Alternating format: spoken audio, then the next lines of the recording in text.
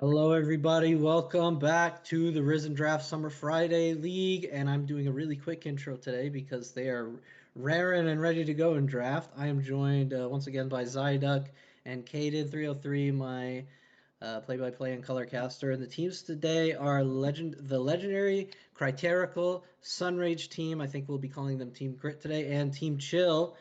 They were both top seeds, got a bye the first week, won the last week, and now they will be clashing in today's semifinal best of five match. Next week will be the finals. Whoever wins here will be in that finals match next week.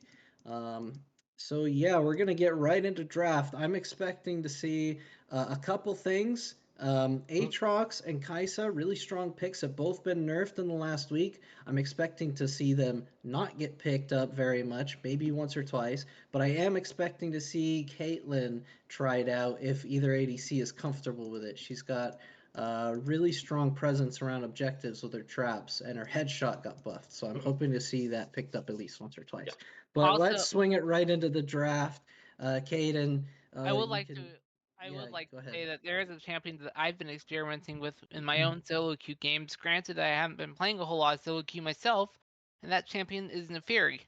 Neferi, is should be disabled in pro draft if I'm not mistaken, so we won't be seeing her today. But no, it is actually showing in the pro draft tool here. My mistake, but I think it's disabled for a match today. I don't think Either way, anything's she's supposed so. to be a mid laner, but you can also play her in the jungler position. She doesn't have the best clear per se, but she is very efficient on ganks, turning a fight around very quickly. That is going to be a Graves getting banned out. Yeah. Graves, is a fast clearing jungler. Sejuani's gone too, no surprise. Mhm. Graves can usually jump over the walls into the Baron pit, into the Ritual Baron pit, into Dragon Pit. You can sneak away the objectives too. It's usually Kindred getting banned. Why I don't know why we're seeing all these jungle targets, but there's also Xerath getting banned. Jinx is gone. Wow, we are just speeding through the Yeah. draft. And Moo is banned too. Mhm. Thoughts on all these junglers getting banned? Yeah. I mean, What's up? I What's the mean, first? What's the B1 pick? yeah. It's Wukong. just Okay. gonna be work on here. It's safe, solid, good for the team fight, good for quite a lot. I think there are some junglers falling down in priority just a bit, and then whenever that happens, Wukong tends to rise up. Um, it's not been the absolute strongest, but yeah, I think it's just a safe, solid pick. Something that the jungle of Team Chud quite enjoys. Yeah, no, it's just these jungle bans. They're trying to they're just trying to make sure that they can get a matchup that's favorable for them on the side of Team Chill. Make sure they can Ooh. try control that jungle, and that's going to be a Khan picked up there. I think he's. I quite enjoy Now Rakana's we've support. I seen think. Zaya might also get picked up too. Mhm. Lovers duo. We've seen Yep. these two in some programs Hmm. recently, if I'm not mistaken. I think I Yeah. might have seen it in the LCS Hmm. recently. Oh, I Viego. think. Yeah, I Nice. think Rakan Zaya is a bit scary to blind sometimes, because they can both be countered very similarly. So sometimes you just like to pick up the Rakan, see if you can force their bot line out. It's going to be a Philios, maybe it's going to be the Lulu or something stronger, or like the Hook champ. No, it's going to be Millia picked up there. Not quite Okay, sure how this. that also works. Milio, Mhm. he's apparently he's in the enchanter. See, oh, these are all these enchanters like Nami, Morgana. Yeah. Mhm. Those are all girl champions. Lulu too, but not Milio. Very interesting pickup, and with his AOE abilities, Yeah. Aphelios may get some lot of value with his Mhm. blue gun, as we see Lissandra getting selected Yeah, too. it's going to be So the Viego Lissandra. This is quite a classic pairing ever since Viego came out. It's just reset City, and if you get the one kill in the team fight, it's very hard to stop the snowball. Lysandra is quite a strong champion right now, and Viego, I actually, to be honest, I'm like quite a Viego one trick, like 700,000 points on him. I have no idea how strong he is. Like he could be really strong, he could be really weak. I really have no idea. Um, I mean, I ooh, don't think he's ever going to be really weak, and I think the Wukong matchup's fine for him, but yeah, pro- it's going to be somebody safer mid laners banned there on the side of pro- uh Team Crit because they want to Yeah, sorry, you can. Talking about Zaya, she's gone. She is taken off the gonna be deleted taken off away, the board. Zeri's removed. Ziggs and Zero are also gone. Getting word from production that Nefiri is up and is available for the playoffs. Mhm. I would Yeah, have expected it to be disabled in higher tiers of competitive play around the Risen, but Nefiri is up. I'm wondering if teams want to experiment around that, as we've seen Ezreal hovered and locked in. yeah. Ezreal picked up is very safe, and it's just going to be able to farm equally to the Aphelios lane. I'm not sure that's quite what you want, but I'm not also sure how much pressure Rakana Ezreal has into this lane. Has a little bit of setup for Viego. I think Aphelios Middle are going to have the push with the extended Aphelios range. It's going to be Cassante picked up, quite a safe blind. And on the side of Team Chill, you are looking for something, I think, to try slam this Cassante in the ground, to be honest. You already have good team fight. You have stable engage. You want quite a beefy champion that has the ability to beat this Cassante, do something in the team fight, help out where your team needs it. But it's going to be interesting to see what they draft in the mid lane here, Team Chill. Well, you already know Inbound who is, the mid laner Cassandra. is. Time is out, and Nico is being covered. Yeah, Nico going Yeah, to be that's picked up there. locked. Okay. So I mean, Nico, well, I want to bring up her rework. She can transform into minions, into control wards, into all sorts of creeps that you don't expect Nico to transform into. Normally, she's a champion, right? But yeah. not necessarily a minion or a control word, to say the least. It's been Something something I have to keep that's. an eye. I have to keep an eye on. As we see 3 seconds for It's gonna be it's gonna be Swain picked up Swain. there. Okay. Oh, it's gonna be Swain top into the Cassante. Funnily, I saw this matchup in a different Risen League. I was casting Swain into Cassante, I believe.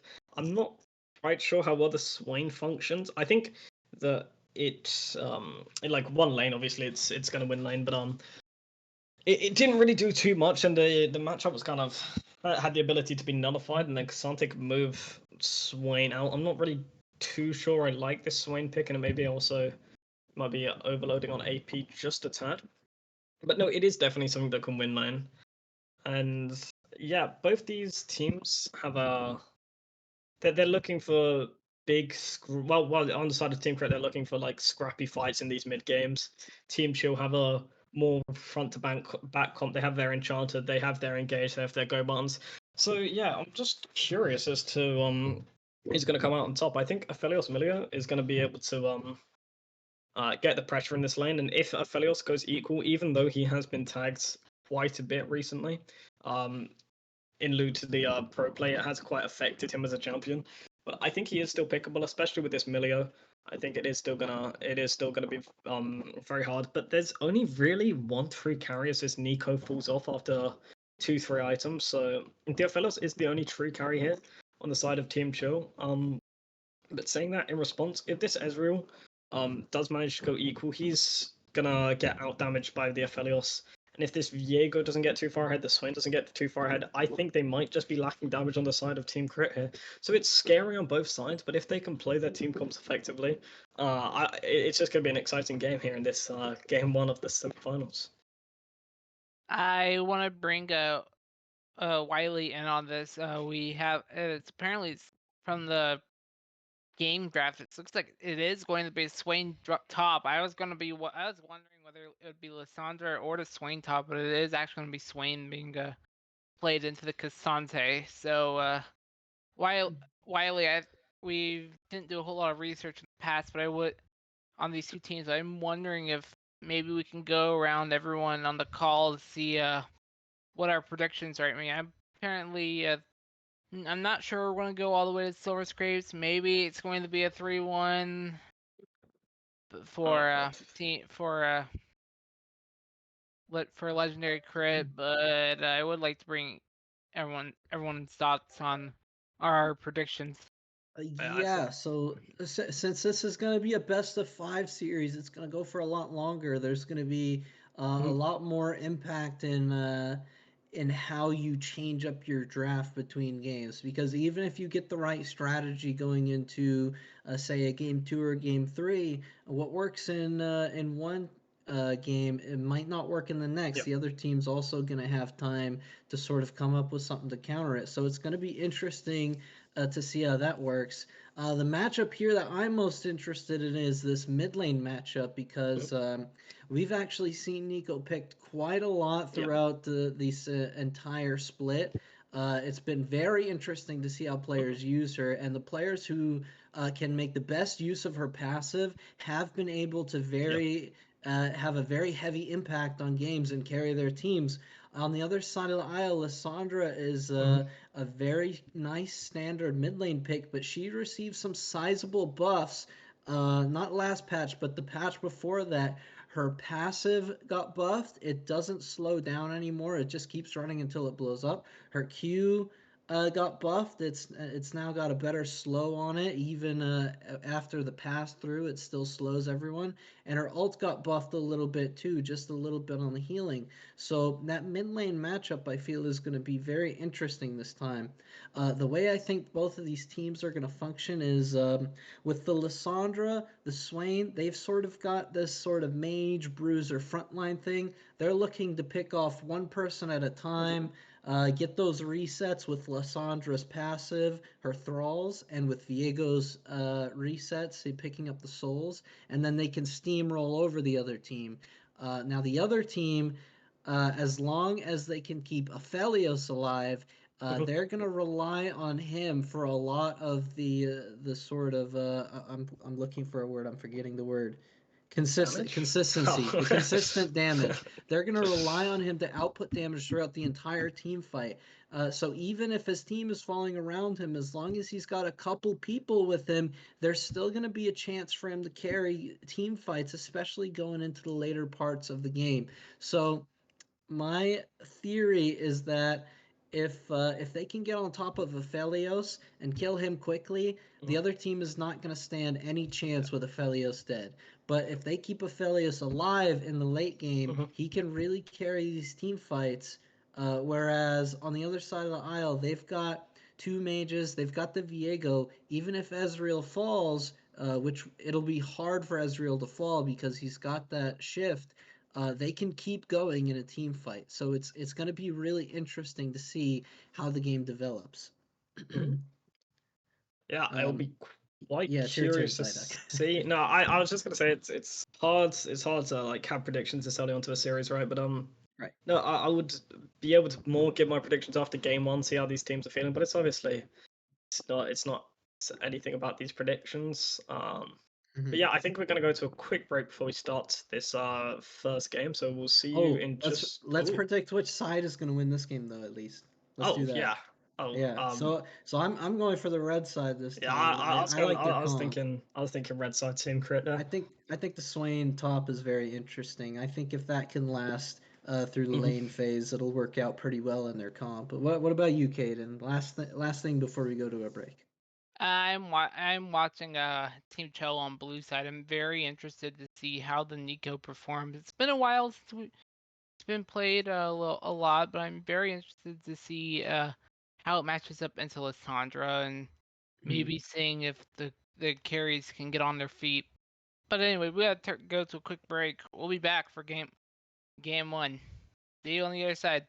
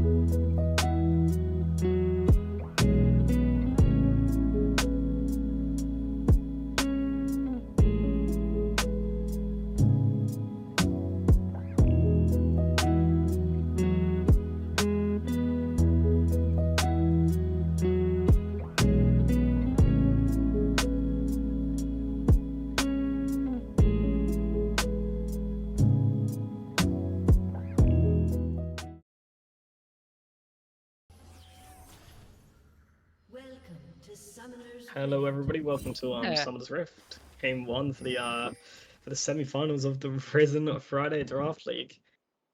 Both teams are squaring up here.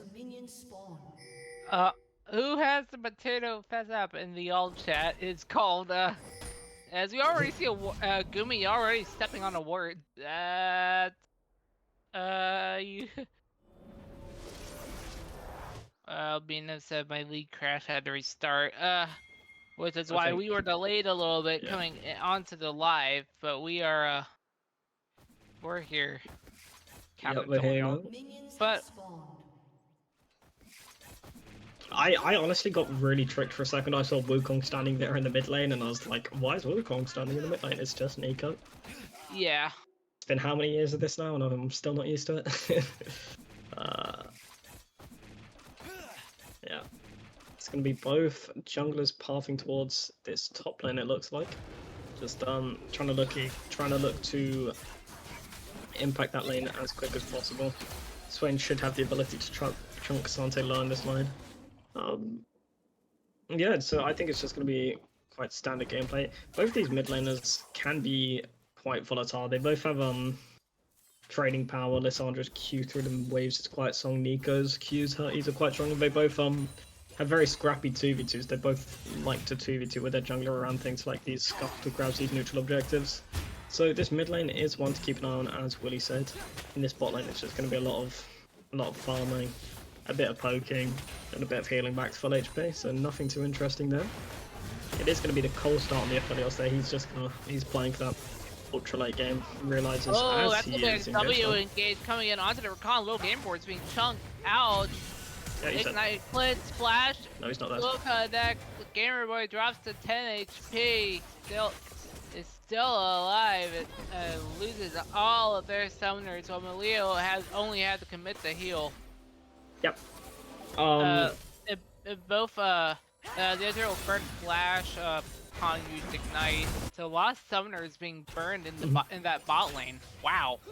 Yeah, it's just this Recon level 2, especially when they. Oh, that's gonna be a quick engage coming in onto Albino's Sunbear, but Albino's Sunbear managed to get away. Disengage. That's the stun expires. Yeah, it's this Recon level 2, right? You can't disrespect his. Just a little. Albino's being chased down. Has to flash. That's gonna be Lissandra following first blood to Team Chill. Yeah, first blood's Team Chill there. I didn't really expect there to be a solo gun when I said this was volatile. So it's more engaging here in the bot lane.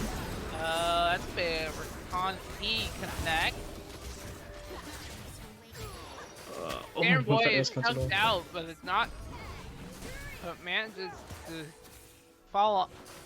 Little Game Boy gets chunked out, but will fall on down.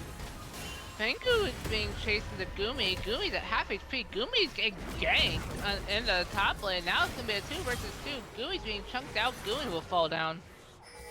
Yeah, it's gonna be Swain picking up a kill, getting this early lead over Sante there.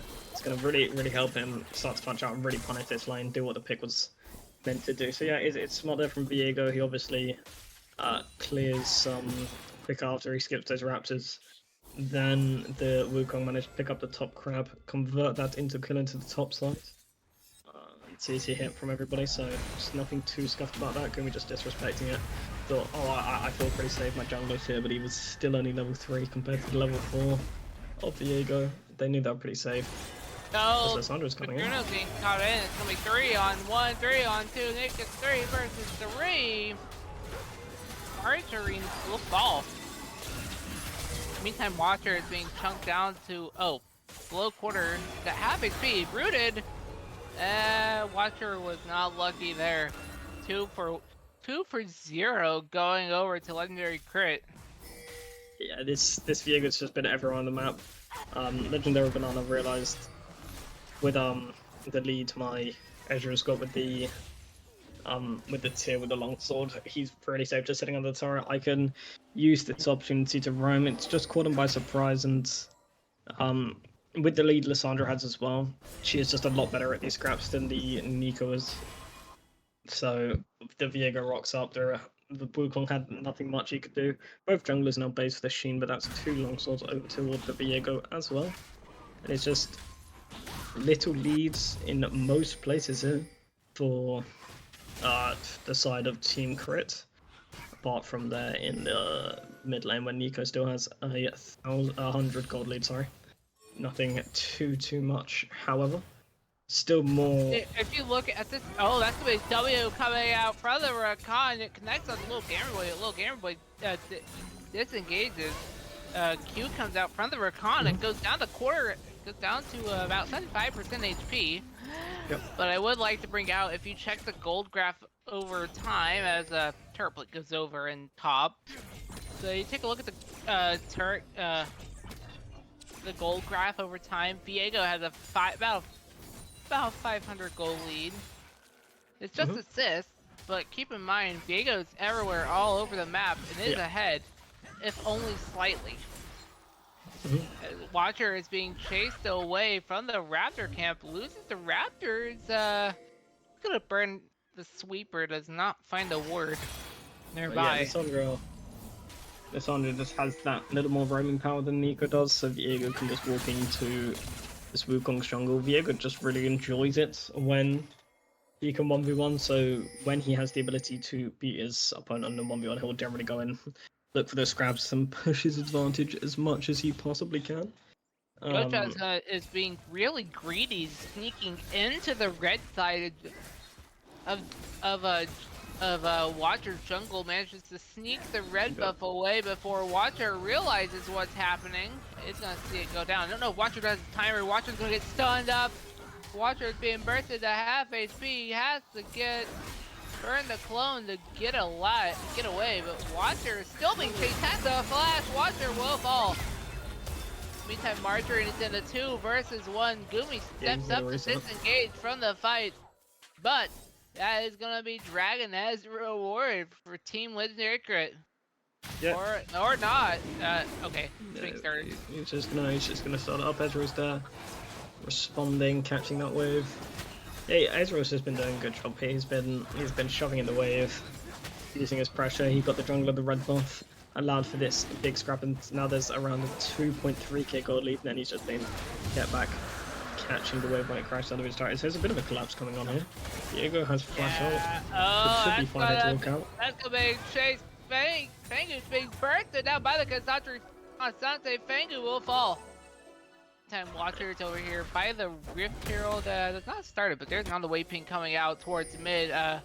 Gosha realizes that Watcher is ganking. Gosha has to burn the jump to get away, but we'll discover a ward on the way out. Meantime, Gumi and Watcher are getting really greedy here. I mean, they're probably not aware of where Viego is, but it's gonna be 2 versus Rift Herald, and if Gosha is aware that Rift Herald is happening, which checking the vision he's not, that is going to be Rift Herald given over for free.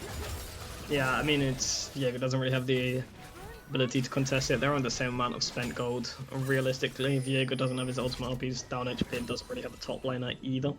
Sandra didn't have the capability to respond, the waves were crashing, so they're just going to see if they can stop the Zephyrus' base now. Good body block. Oh, that's going to be a turret shot connecting onto the Rakan.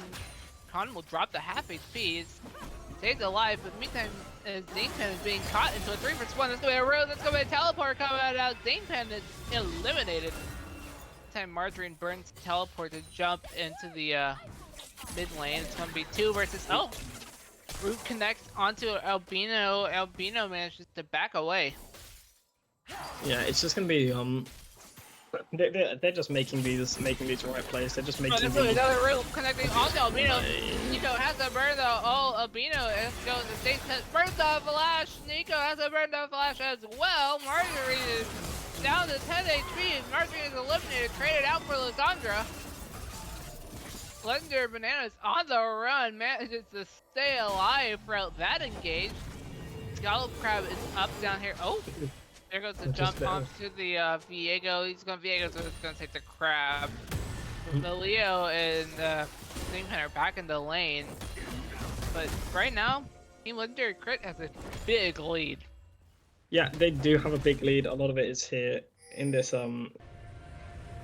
in the jungle and in the top lane, but in the 80, and a lot of it's in the support. 700 got that lead in the support for the Rakan. But one thing to mention is that the 80 carries are actually quite equal in terms of gold. Aphelios has managed to pick up a couple of plays, picked up a bounty, and has all this cold gold coming in. And Diego's coming in for a little gank. He's walked over control, but he's still going to try and get out. Oh, this dog gets spotted. That's gonna be done. Little Game Boy chunked down to half HP. Make it quarter. Little Game Boy's eliminated. Zinkman has to burn the flash to get away from the Recon Q. Get away from the Recon W. Engage. Albino will find a control ward. Control ward will get killed off. Sweet scene on the wave ping coming out onto Margarine. Two players from Chill from Legendary Crit are rotating up. Margarine is really aggressive, going for the turret plate, manages to get one. Gets stunned up and rooted. Margarine, which one is the real here? Real one is rotating towards the river. Margarine will fall. Not gonna be a pickup. So this Viego has white in the lead now. 1.2k gold lead there on the Viego, picking up a couple kills. Wukong is coming, but I think Ezra Rakan should be entirely safe. Gonna spot the vision out there. Yeah, and it's just been really well played. Viego's been everywhere where he needs to be.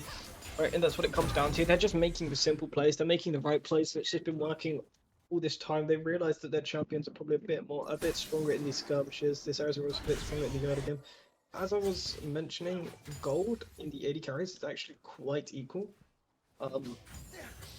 They are, and as I was mentioning in the pregame, if gold is equal in this matchup, Aphelios into Ezreal, Aphelios will do more in the late game. He'll do more with the gold. And so if they can still Dota is looking for a gank top side. Actually, you managed to recall before the gank comes in. It would have been fun. They know he had W. Not really a lot they could do there. Swain was full HP. Maybe that was something, but I very much doubt it. But no, yeah. If they still manage to execute their plans right, this game is not all doom and gloom here. Outside of Team Chill, if they can Oh, that's gonna be a route landing onto Albino. Albino manages to get away at 60% HP. Yeah, it's just gonna be. I would expect. Shelly is being committed down here to the bot side.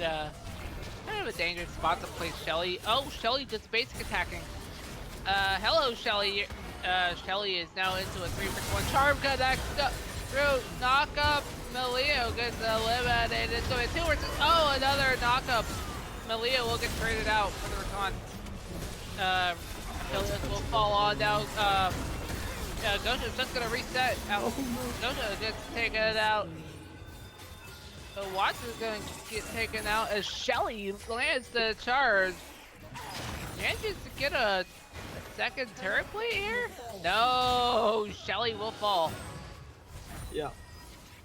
Shelly good on that, as it was a 2 for 2 there. So as we saw in this scrap, Aphelios did manage to do a little something, although going down, I believe.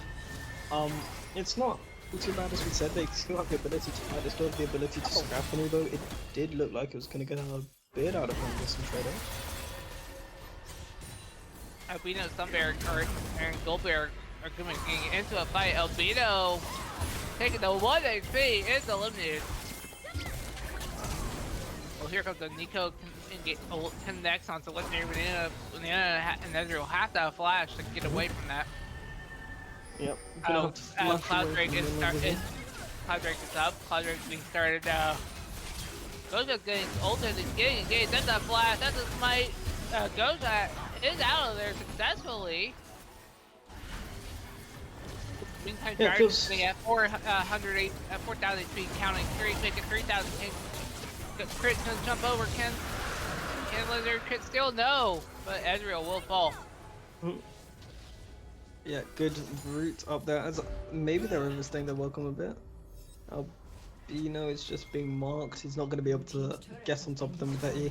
As Swain is pinging the top side, maybe as there's a lot of this action happening in the bot side, Viego, Lissandra, Swain can all walk up to this top side, take the camps, take their space, get their vision placed down around this Rift Herald if they so choose. Probably is what they're going to look towards. Yeah. as Aphelios is going to probably start hitting this. Albino is looking at the mid turret here. Actually, that will connect, but as a trade, blue red's tier level 1 turret in the bot side falls too. So yeah, it was a trade on the turrets. There's a ping coming out onto the Nico. Legendary Crit saying, "Hey, Nico should be the target here." But Nico is now on the way towards bot lane. Is not in any trouble at all.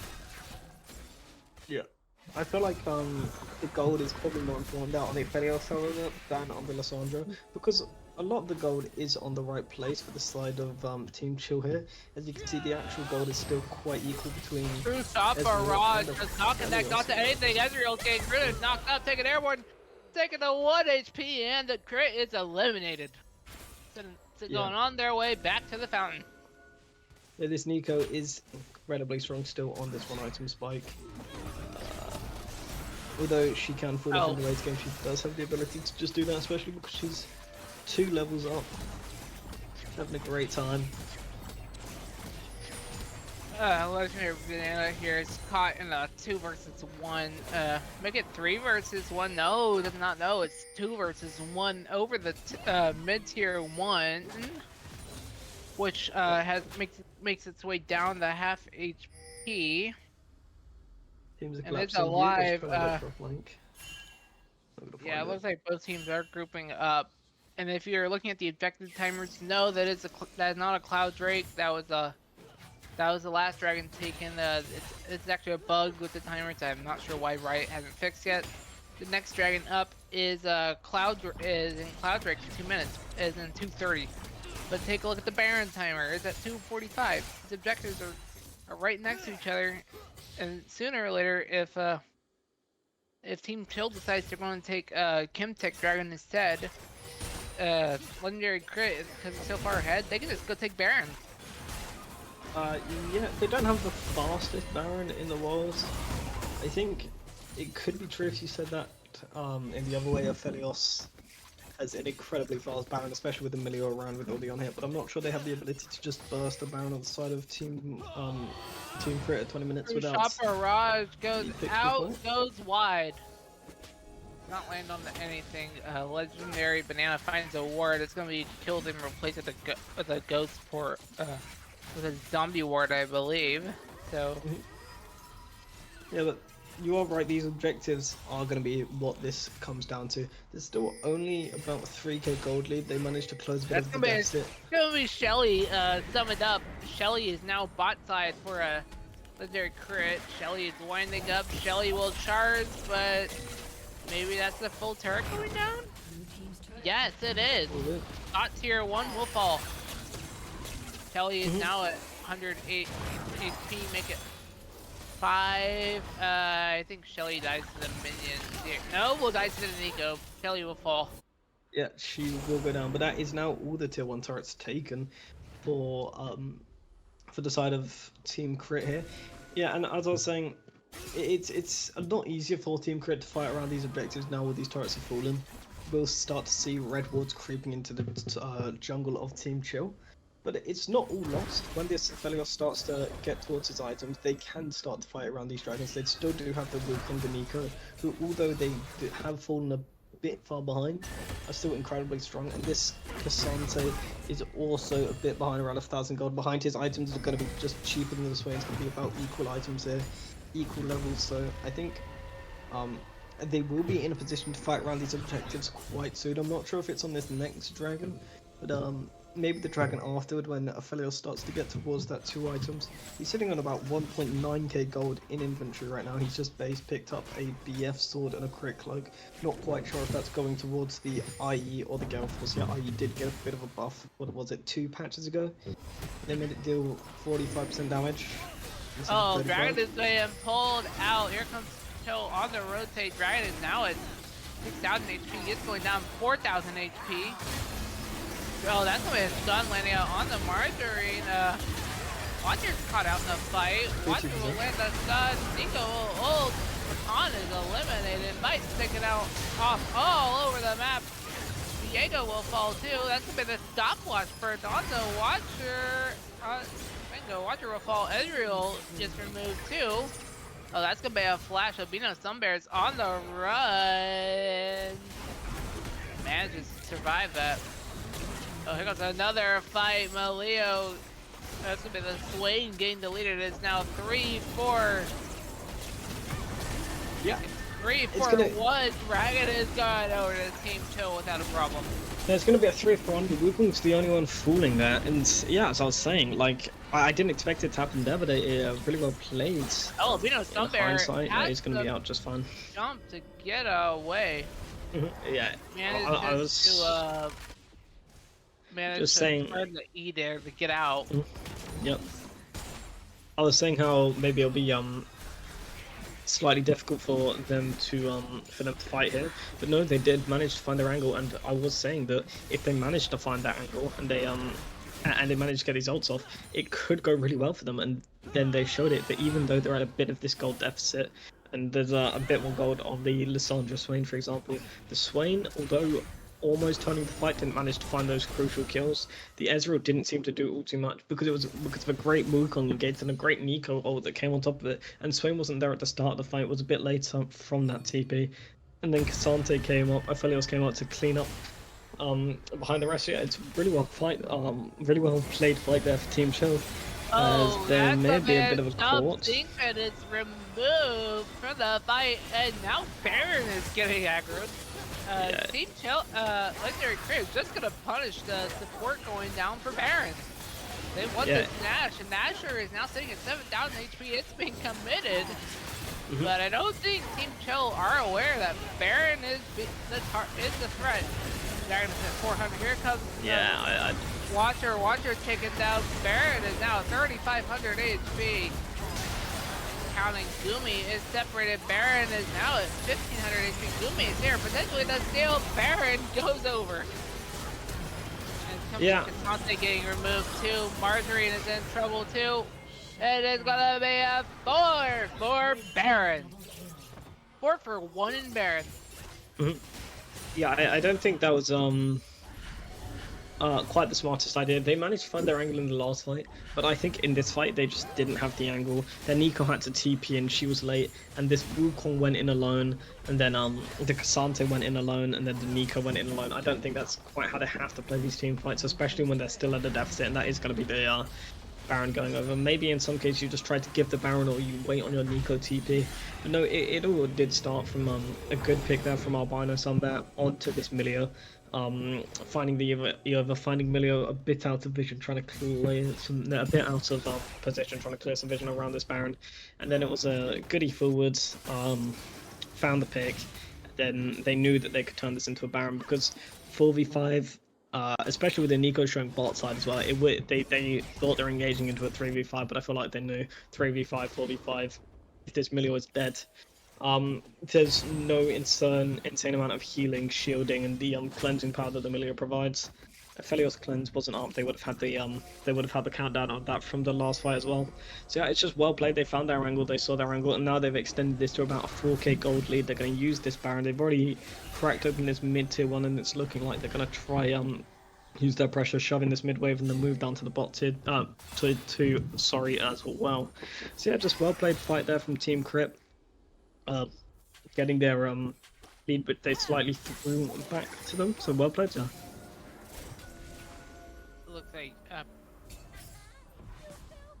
Team Chill thought they were ahead, but no, they are actually behind, where they realized they were not. Baron might have been the throw, but it was the throw that Legendary Crit was looking for, actually. Yeah. They're maybe seeing if there's a bit of a collapse angle here, but Casante's on top wave, does have TP if a bit of a scuffle starts off, but it's still going to be the 5-man advantage. Barrage manages to chunk out Zingpen. Zingpen is now goes to half HP. It's still alive though. Yeah, as a we see a fight breaking out. Oh, doesn't matter. Aphelios will fall in mid as bot tier 2 will be collapsed and Watcher's being jumped. Watcher's clone takes a Rakan W, but Watcher gets out alive. Zingpen and and Margarine are being chased into the bot lane as top tier 1 falls on down. One thing to mention is Ezreal, Swain, Lissandra actually do have quite good siege, especially in a situation where they have this Baron. So they managed to chunk down that tier 2 turret, get that fallen, and now there's going to be pings toward the Chemtech Drake here. We can't see if he can set up a little trap with Lissandra as Swain is coming out of base. Goes out, misses Watcher. Watcher is here, finds 2 of them in the bush. Watcher has to burn the clone to keep out alive. It's gonna be 3 versus 4 in the jungle. Make it 3 on 5. Everyone is there. Here we go. Margarine has to burn the stun to stay alive. Has to burn the flash. Burn the Nico ult too to get away from all that. That's gonna be another stopwatch coming out. Watcher was just here. Here comes the reset onto the Whoop. Onto the Viego. Viego is being chased. Viego is eliminated. Viego are running. They have to give Dragon up. Yeah, that's just going to be overstaying their tempo a little bit there. They use their tempo. They use their advantage to push down, get that bot tier 2, but then Baron had run out. They hadn't base for their items, for their gold that they got from that turret. And on the map, and on the side of Team Chill, they had base their Aphelios on his 2.5 items. Nico's on the 2.5 items, and they just weren't as prepared for the scrap. Good reactions there from Watcher, I think, because Rakan did burn the ability to knock people up early in that fight.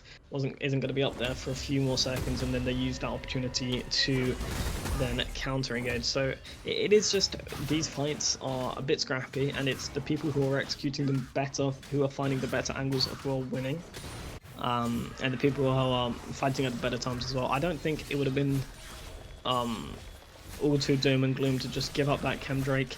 It does mean it's giving Chem Salt points over to them as well, but I don't think that matters too much in the grand scheme of things.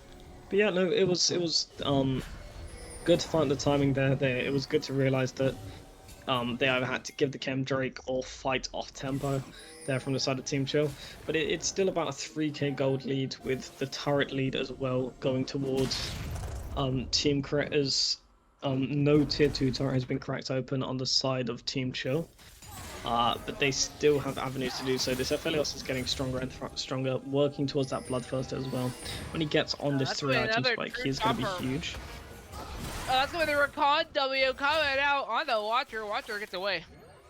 It looks like both teams are aware that Baron is in about 5 seconds. Yeah, it's going to be hard, though, for Team Chill to face check. It is still with this turret advantage. On the side of Team Crit, they can just walk into this top side, get vision down, get control wards down, and now you're going to have to see Xingpin burning the wards to try face check, try get in here. But it is still going to be difficult for them, especially with Rakan, Lissandra. Generally quite hard to face check until Lissandra is showing on the wave, but you get the idea. Looks like Lissandra is now rotating on. This is going to be 5, and Baron is just hanging out. Nothing too fancy is happening to him at the moment. That's going to be another true shot barrage. Doesn't really find anything off of that, though. A good ward placed just outside the Baron pit there for Milio. It's not going to be spotted. I think they have knowledge that it's there, however. But their traps are now going to be a lot less effective on the side of Team Crit until they can get something to clear it. But they don't have any control wards on their support, their jungler. As maybe overstepping a bit, no, it's just going to have to W out to safety. They're grouping up. There is a ward ping placed down, so Team Crit are aware that the ward exists. Directly opposite of Baron.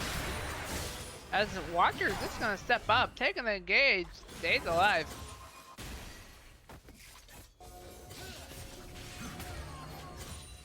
Going to be poked out a bit, and the buzz are starting to get low. That is one of the powers of this. Ezreal can poke out a bit, have a bit lower health bars coming into the fight. Margarine is being chased by the Milio campfire. Bing gets healed up. There's a ping from Wukong, Chemtech break in 90 seconds. Baron is up, but there is no vision around Baron at the moment for either team. No vision, but They have a legendary banana got spotted on a ward, and now Baron is the threat. Baron is now being started up. Baron is ripe for the taking.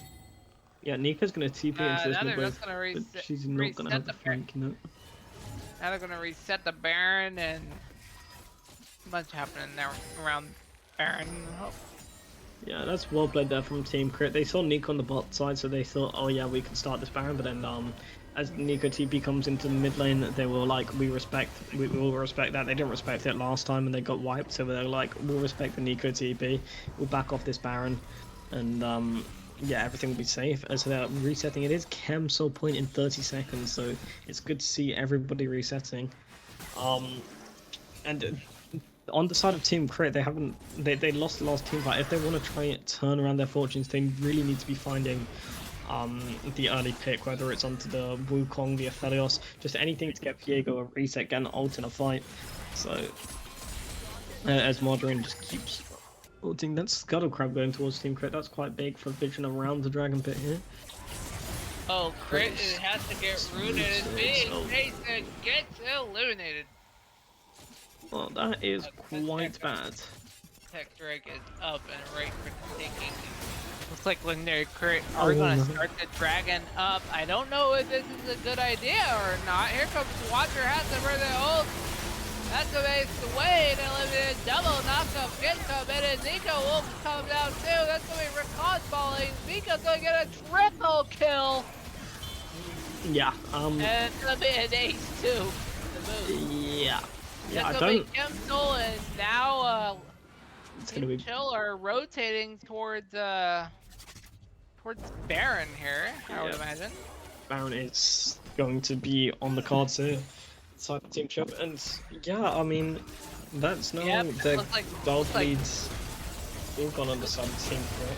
Looks like Baron is a threat here.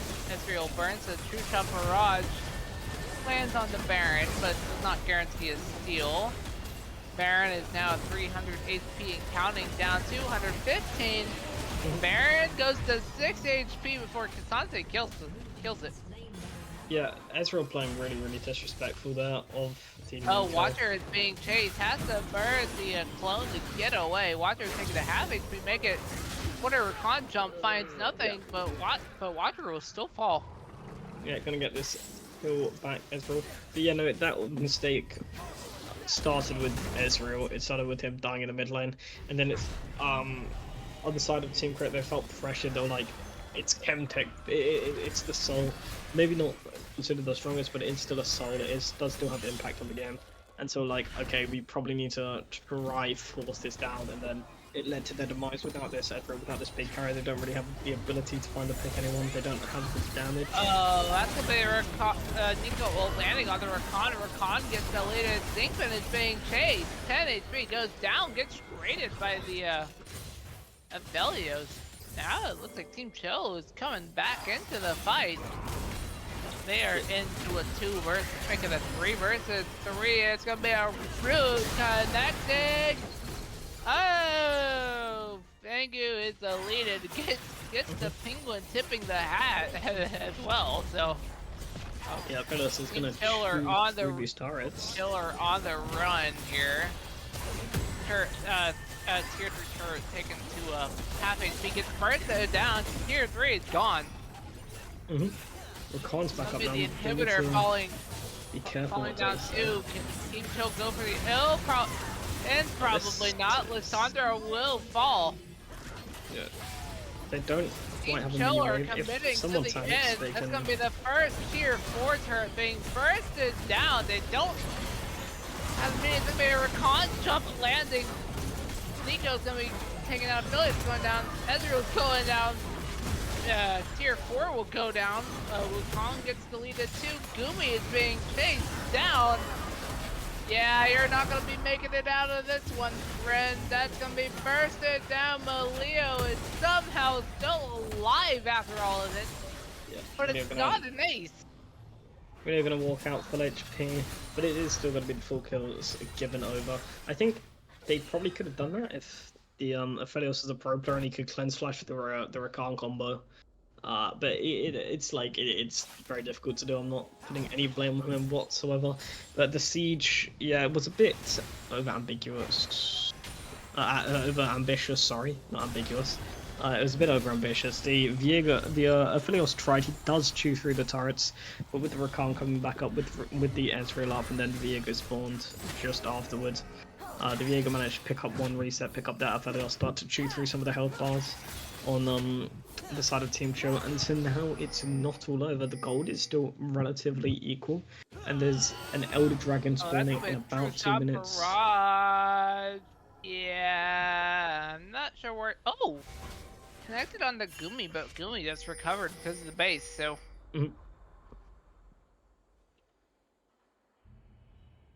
Yeah. Just basically trying to find that true shot barrage into the base. Timing, not going to quite find it. Yeah, it's going to be a minute 50, but it is going to be this Elder Dragon which people are posturing around. It is looking like it's going to be this one last big team fight over the Elder Dragon to decide the fate of this first game on Team Chill versus Team Crit here. They're walking in. This Rakan is setting up another trap, but if this misses and goes... Oh, Zinkman is caught. That's going to be the charm knockup. Oh. And Zinkman is moved. So yeah, another shot barrage comes out onto Watcher, I believe. We've got a really weird position where the side of Team Crit managed to sneak in behind on that red side. This Viego is... Oh, this is going to be a back coming out. It's going to be 3 versus 4. Watcher is on the run towards the wrong side of the rift. DP's on both teams, but this Aphelios is really strong here. 4 versus 4. Watcher is knocked up, but it's only the clone that's in trouble. It's going to be Redemption. Burn Redemption connects onto no one. We'll see a big fight breaking out. Nico is eliminated. Turn goes down somewhere. Aphelios gets deleted. Watcher is on the run. Oh no, they're heading right back. Watcher is eliminated. Gumi is also being collapsed on. Gumi is deleted. It's 4-on-1 and Rakan somehow gets away with 10 HP. Yeah, there's gonna be no cleanse there on Viego. Didn't manage to stay alive. Milio wasn't quite there for the fight being picked earlier. And it's these teams, they keep overextending for these fights they didn't need to overextend for. You can see, look, Milio would have been up for this dragon anyway, so I think it wasn't the smartest to keep overextending on the blue side. Dragon is now up. Teleport's being committed by Albino. They tell that legendary crit wants to take this dragon. It's going to be taken to 10,000 HP. It's on the move. Milio is here. Scared of a Milio miracle steal. They do have a ward. It's not discovered. Redemption is being channeled. Redemption connects on to 3. But it doesn't matter. Elder Dragon is taken. In the meantime, Baron is coming back in 1 second. Never mind. Baron is up. Baron is right for the taking. Here comes Fengu on the way. He's going to take the top Skull Crab. We have a push ping coming out in mid by Blue. Some on the way pings towards Baron. Yeah, I think just maybe Willio has never read his item before, but that's fine. Complicates quite a few people. The redemption is only going to be doing the damage to the champions there. But it was found nothing, and here we go. Viego is on the move towards Baron Nashor. And Baron is going to be started up. Baron Nashor is not happy that he's being attacked. Baron is now fighting back, but at what cost? It's 4-on-1. I don't think you're going to be successful there, Mr. Nashor. It's going to be Team Crit taking Baron for free. Yeah, they're gonna move up into this mid lane now. They know that realistically they are not really able to be fought now. This Viego is so strong. This Ezreal is getting towards his 5th item, has all his defensive items up.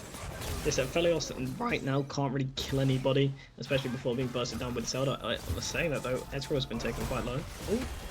If they keep walking into his turrets, maybe it's killable. Here. Yeah, Legendary Crit has fairly low health bars. Bring up the team fight graphic. Legendary Crit only has 75% HP up right now. In the meantime, Margarine is getting caught out. Margarine has to burn the clone to get out. Stay alive. And they're gonna start this siege with the Baron. They do have quite a good siege there with this Ezra, with this Sandra. That could be the flash. Aphelios gets deleted off of the map. He fights all over the rift.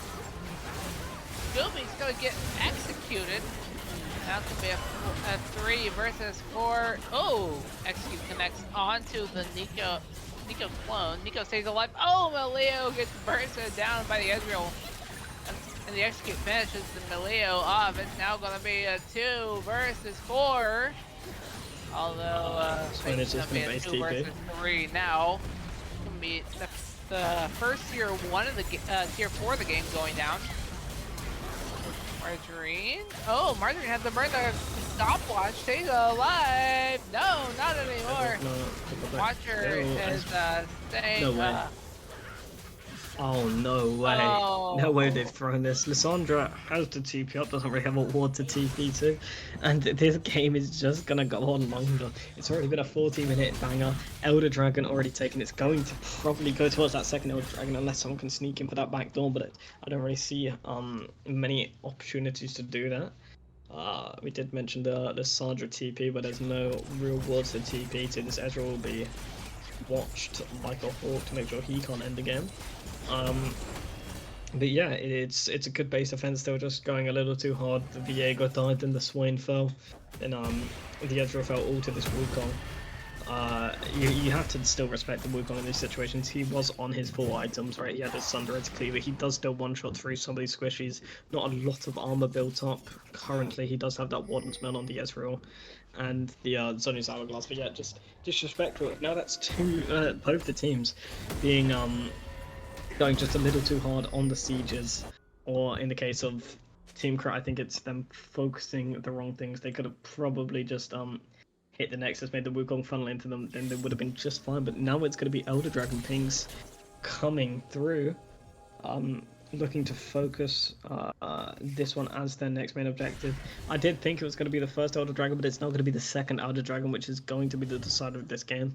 Super minions for the side of Team Crit mean if their minions are going to be pushing up, they have the ability to walk in, get vision on the red side. As they're looking to maybe start to siege through this top side. Emilio is going to be the only one responding here.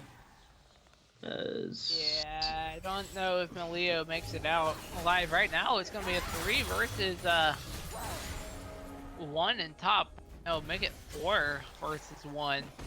But with 2 people with the Guardian Angel that is up. Yeah, everyone's going to have to give the top tier 2. If any team decides to fight and loses, then it probably is game over if they lose in a tragic fashion. So they need to be just careful of that. Yeah, trying to siege this tier 3 now, but the wave clear on this Aphelios is going to be too big. And now Aphelios is level 18, 4 items. Is still very, very huge in this team fight here. If they can stay alive, but Lissandra Rakan have been doing good jobs. It's now 30 seconds to this Elder Dragon. And yeah, it's gonna be about minute 20 until Baron as Lissandra gets caught out. Let's help your heal though. That's gonna work either Khan eat. Oh, the Nico stopwatch. Nico, does not stay alive there.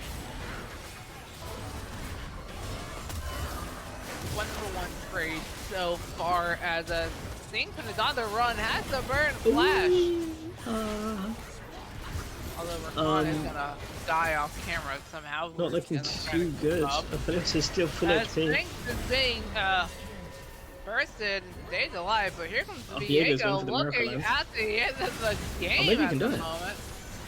Maybe. He's just GA. He will backdoor it. Game over. Team Crit takes game 1. Good game. Yeah, it was. Gosh, that was a I didn't really I didn't ever really see the angle there. But Viego with that Shiite, some with all that attack speed, just managed to walk into the end of the base during the whole kerfuffle, and managed to just backdoor take the victory. They were really well played there. All right, and I have to say, a very long affair there, a 45-minute game, and at the front end and the back end of that, there's Yeah. Gosha for Team Crit. It seemed like he was getting his team the lead early on, and he had enough by Yep. the end of the game. Decides to just go ahead and end it by himself. Yeah. I have to say, very back and forth, very competitive. But in my opinion, I'm thinking that game was competitive for the wrong reasons. Yeah. Both of these teams were playing team fights a little bit scrappy, a little bit messy. I would have liked to see a lot cleaner team fights from both sides. And also, way too many picks happening in that game. Objectives should not be spawning while Yeah. at the same time as someone's getting picked. You have to realize when important stuff is coming up on the map, and you have to play it safe, especially when there's these champions like the Nico that can get that quick pick. You have to use the buddy system, right? So all in all, a very fun game, though, a very fun, interesting game. What I would like to see next time, Gosha did very, very well understanding his jungle matchup, realizing Wukong can't do too much with ganks before level 6. He's got not great setup, so he put a lot of pressure on the map. But my problem is that despite all that early pressure, all those kills that Gosha was getting for Team Crit, it was not being converted into dragons. And ultimately that's sort of what started to drag the game out. Is Team Chill on the other side managed to pick up the Dragon Soul. They managed to win a couple of key team fights, get one or two random picks before dragon spawning, and that soul is really what made the game last so long. I think if Team Chill is able to get a lead early like that again, they've got to focus a little bit more on just grouping together, maintaining their lead, and getting those neutral objectives sooner. And that way they'll have a much easier time closing out the game earlier on. I actually saw in a couple of these team fights, it was sort of like what I said for Team Chill. They were able to, their ADC really started to come online in that mid to late game. He was getting some good damage output. He was staying alive in a lot of these fights. But what happened is in the enemy base, he actually mispositioned, got caught out, and ultimately that was Team Chill's chance to sort of end the game right then and there. And because of that mispositioning from their ADC, he stepped out of line. He got punished for it, and they weren't able to end. I will say, at the very end of the game where they picked up the Elder and the Baron right after, very smart from Team Crit. I liked what they did there. They got the one pick, they realized they had the advantage, and they pushed it. They said, and I need to see that more in game 2. I need to see, because their team comp, they've got a lot of layering ults, but in a game like that, either side can start off a team fight pretty quickly, but you've got to just know when to hit the gas.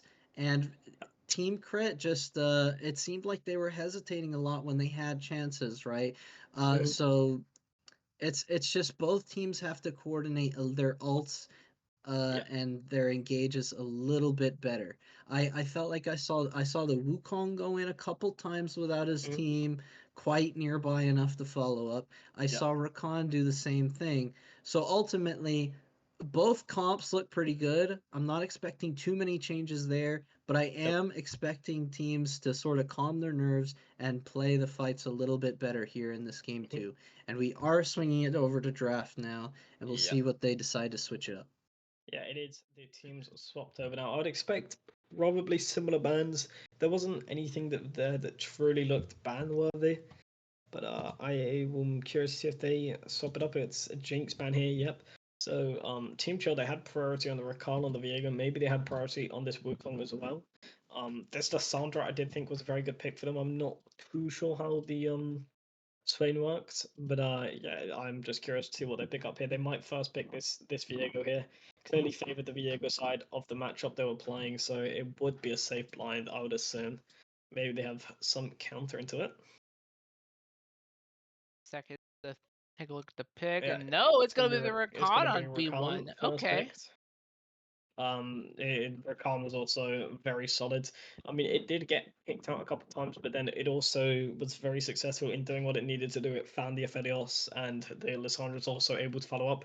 I would like to see a mid laner like the Lissandra, maybe like a Galio if the Lissandra gets picked away or denied for whatever reason, that has the ability to follow up on this Rakan, because if they do pick another hyperscaling AD carry, I would feel nervous. It's going to be the Wukong. Are they just going to run back the draft? Is Felios going to be picked up here? That'd be funny, wouldn't it? It's a very much a possibility. If Elios is up, if anyone wants to pick it. Yeah, the AD carry had a decent performance. That one missed position in the base as well as the laning was a bit weak. But apart from that, it was good. They did manage to do their damage in team fights, and when they weren't being caught out, they did have good performance in the team fights. There it is going to be the Aphelios picked up. And if they are sticking to the true style, it's just going to be Viego Lissandra picked up here. But we'll have to wait and see. I wouldn't mind it, honestly. I think Team Crit had this massive lead, as Willie was saying, but they didn't convert it to those objectives. And I think the main downfall was that when it got to this, like the Dragon Soul point for Team Chill, they felt forced to do it. And so I don't think it's a position where the Dragon Soul was necessarily too OP. Ooh, Zeri being picked up here. No. Yeah, Zeri was banned last game, if I'm not mistaken. So it is up. Question is, what do you pair with the Zeri? You've got Rakan, you've got you have your mid, jungler, and top laner to pick. You already know the Wukong, but that could be a flex, right? We don't know where Wukong's going quite yet. Well, I think it would be quite unlikely if it were to go top. Wukong top has been underperforming quite massively, and it's going to be the Nico picked up. This jungler isn't going to be picked up quite yet, and there's already a lot of jungle bans out. So if this Viego gets banned away as well as another ban, maybe this jungler is going to be forced on something which is a bit weaker into the meta. Just have a look at to see what they've been playing. I would like to point out Volibear has gotten buffed recently. There's going to be the Milio locked in, by the way. Yeah, Milio locked in. Volibear is up at the moment. You can go towards that if you want to. Yeah, I don't think Volibear is going to be a Gwen ban. Yeah, Gwen ban. It's a top laner tankly, but she's a three-way. She's a triple lane threat. To give credit where that's due, right? Gwen can be played in mid and be played in top, and they can sometimes go jungle too. So I'm not surprised that's banned. That's gonna be an Azir getting banned. It's just gonna be these save mid laners as well that Team Chill generally like to pick. It was the Nico, so not actually the safest mid laner in the same respect. Gragas. So that's definitely a top jungle flex, depending on how you want to play it. No, it's looking to me like Team Chill are wanting to pick up the Cassante here. As their B4, wouldn't be surprised. Cassante is the B4 they like to pick up here. And then on the other side, I'm not sure if they have a response to Viego in the mid lane. But yeah, I'll be curious to see Silas. Okay. Silas is it can be 3-lane flex as well, so a lot of these flex picks are off the board. Silas is known for burst and can steal your ultimates. You gotta be careful about that. Yeah, 10 seconds left for the R4 pick coming out. Rakan's vote is pretty 4, 3, 2. What are you gonna pick?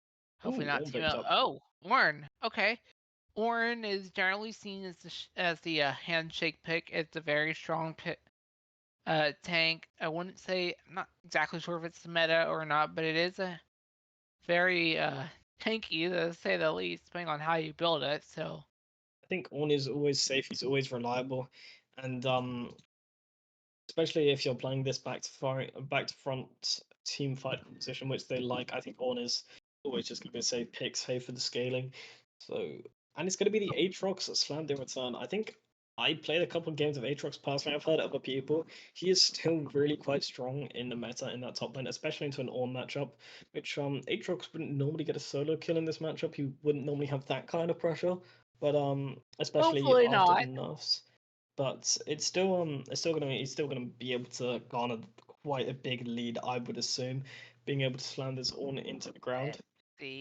Well, what else can you It's hack? You gonna haven't be picked ooh a hoo, hoo, jungler. hoo, hoo. Oh, that's Evelyn. spicy, Evelyn. Okay.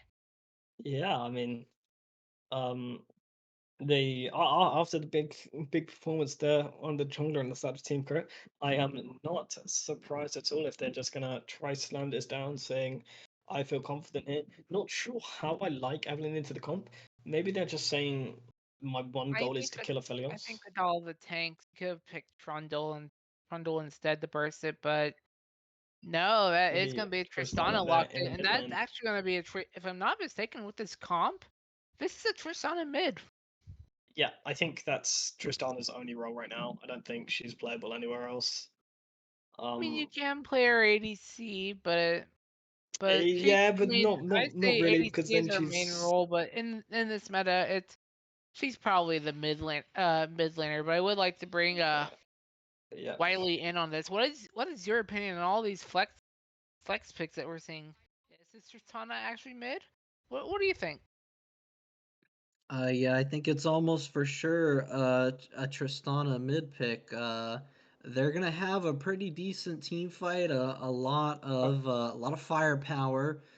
This yeah. time they've got a second marksman, even if the first one goes down. So Mhm. I do like that. But on the other hand, Team Crit did pick up that Eve jungle. Now I Yeah. know in like in pro play, right? In Mhm. pro play, Eve isn't picked, of course, but No. you know this is No. Friday Draft League. It's Yeah. far from LCS, so I think Eve is actually a pretty decent Uh-huh. pickup here, especially against the two marksmen because you've Mhm. just got that much more of a target now. You've Yeah. got a really easy pick onto. You can choose who you want to try to assassinate, Mhm. and I think if the Eve is strong enough to one shot these marksmen, it's going to lead to Yeah. a lot of picks. It's going to lead to a lot of free objectives for their team. And Mhm. ultimately, if they get enough, it's going to lead to a one game. Yeah. We did see a lot of picks happening in Mhm. game one. The Nico and Eve combined are going to be Yeah. very, very scary for the other team, especially when they've got two marksmen. So I think this might be a kind of on the fly decision, but Mhm. honestly, I really like it. I think it's creative, and I'm excited to see what happens. I would like to Ultimately, point out about this double market comp for Team Chill. mhm, They can aggressively rotate towards things like Shelly. They can Yeah. rotate aggressively towards Dragon. They can rotate that's aggressively true. towards Baron. Mhm. They can rotate aggressively towards no matter what Mhm. objective it is. Tristana can burst it down. That's Yeah. true, and she's also got a lot of split pushing power when left all on her own as well. And even early in the game, they're both marksmen. They could Mhm. theoretically switch lanes pretty early on in the game Yeah. if somebody is caught out off tempo. The only thing that they've got to look out for in these team fights is they've got to keep their front line really Mhm. close nearby because again, that Evelyn is Yeah. going to be looking for flanks. She's going to be looking to come in from behind. So I think that if they are not careful and purchasing control wards, Mhm. especially in the mid game, to set up these objectives and these team fights. Yeah. They could get caught kind of with their hand in the cookie jar Mhm. if they're all moving Mhm. forward. I think Warren and Wukong go in without their marksman. I think One thing I'm worried about, however, on the side of Team Crit is if Evelyn and Nico don't get this huge lead, Zeri feels like she's kind of standing there alone on team fights, especially with the Wukong, Tristana, they all have the ability to get on top of her, I feel. I'm not sure if that's just me, but I think there's a somewhat of a lack of peel and lack of frontline. If this Evelyn Nico comp does succeed and they do find what they're trying to do and they have the ability to get onto this Aphelios, then you're not really too scared of on Wukong engaging. But I think if they start to fall behind and they sniff out their little tricks, I think this can be quite a worry there. I do like what Team Chill have put together. It's just standard double marksman comp. We've been seeing it a lot in pro play, with that big front line, with the engage, with the scaling for the team fights. And Tristan obviously has the ability to run over this matchup. So yeah, I'm not sure what comp I prefer, to be honest. I am just a little worried if Team Crit don't get this lead onto the Evelyn, then they might be a bit screwed. But I think Team Chill, I think they do have the ability to do great things. I think this Aatrox is going to be hard winning. I think he can have the ability to turn over this fight as well. But I think some part of me is just preferring the classic double marksman comp, the front to back peeling comp of Team Chill over this. In my opinion, I think Zeri is a bit of a weaker marksman than both Tristana and Aphelios. Yeah. She was really strong a little while ago, but the Triforce changes and so much has shifted in the meta. So in my opinion, what's gonna happen is if Team Chill, if their marksmen swallow their pride and build a maw, I think they're gonna win the game. And I think if they don't build magic resist and build a maw, then they're gonna lose the game. That's my call for this game. Yeah. What about you, Caden? What's your opinion? I think Tristan, Nico, we saw how powerful that pick was in the last game. I'm not sold that Tristana can win the lane, but if these teams are starting to group up towards the front to back team fights, maybe get a couple objectives like Tower, Baron, the Team Chill can take off. But but Aatrox, that's a pick we have to watch with the zone. And the Evelyn landing her charms, see, that can be a powerful ganking tool too. Yeah, I think we've all given up opinions. I think we're going to head toward a quick break, but we'll be right back.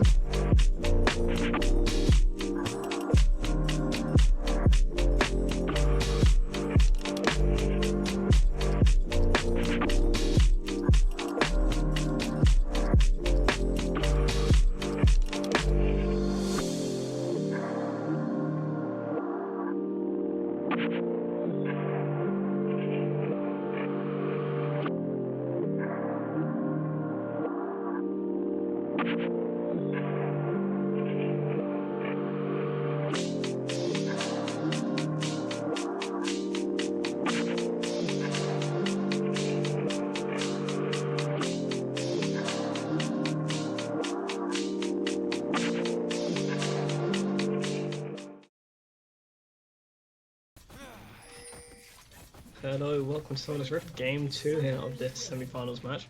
It's 1-0 towards Team Criterical there on the blue side this time. And Team Chill on the red side, they're all lining up here, excited for battle. Yeah, we had a little bit of issues getting into the last game. This time it was much quicker, so yeah, I'm very excited to see where this game can go. Team Chill, they play their comp. If Team Crit can play their comp right, this can be series will be GG before you know it. But I'm really interested to see if Team Chill can maybe sneak this one back.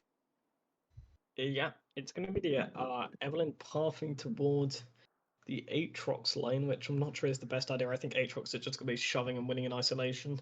Not sure how diveable this on is going to be here, but Wukong is going to start on the bot side, is going to be responding to that, so it's going to be this bot lane in isolation again. With this bot lane in isolation, last time I thought there wasn't going to be that much going on, but apparently I was wrong with all that creating the 2v2 kill going down there. Both bot lanes isolation, they're going to come toward at the same time. Everyone's gonna have an idea of where everyone is. Thought we'd have a quick trade up there in mid, but no, not yet. No.